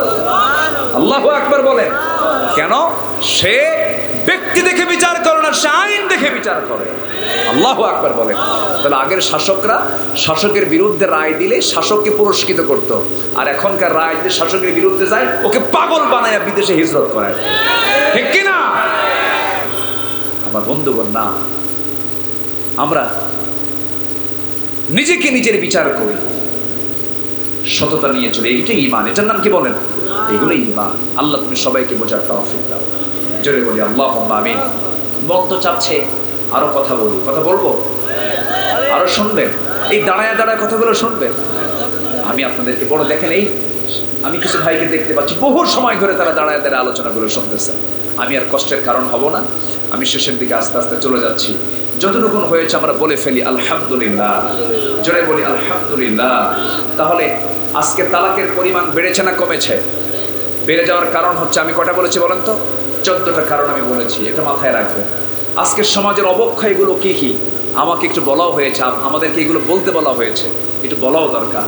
সম্মানিত ভাইয়েরা, আপনার সন্তান নেশা করে কিনা, এই সন্তানের বাবার খোঁজ খবর নেওয়ার দরকার আছে না নাই? এগুলো খেয়াল রাখবেন। ইফটিজিং, কিশোর গ্যাং, গেমস আসক্তি, বিবেকের বিরুদ্ধে কাজ, যেমন ইললিগাল রিলেশন, অবৈধ রিলেশন, এগুলো করা যাবে না। আমরা এগুলো এগুলো সব হারাম কাজ। বালা মান কাসাবা সাইয়্যাতাও ওয়া হাতাত বিহি খাতিআতুহু উলাইকা আসহাবুন নার হুম ফিহা খালিদুন। পরক্ষণে পরের আয়াতে বলছেন, ঈমান যারা আনবে, নেক আমল যারা করবে, আল্লাহ তাআলা বলছেন এরা হবে ফাউলাইকা আসহাবুল জান্নাহ, জান্নাতের বাসিন্দা, হুম ফিহা খালিদুন, এরা কোনোদিন জান্নাত থেকে বের হবে না, স্থায়ী বাসিন্দা হয়ে যাবে। যেরকম আলহামদুলিল্লাহ, যেরকম আল্লাহু আকবার। এমন জান্নাতকে আমরা চাই না ইনশাআল্লাহ?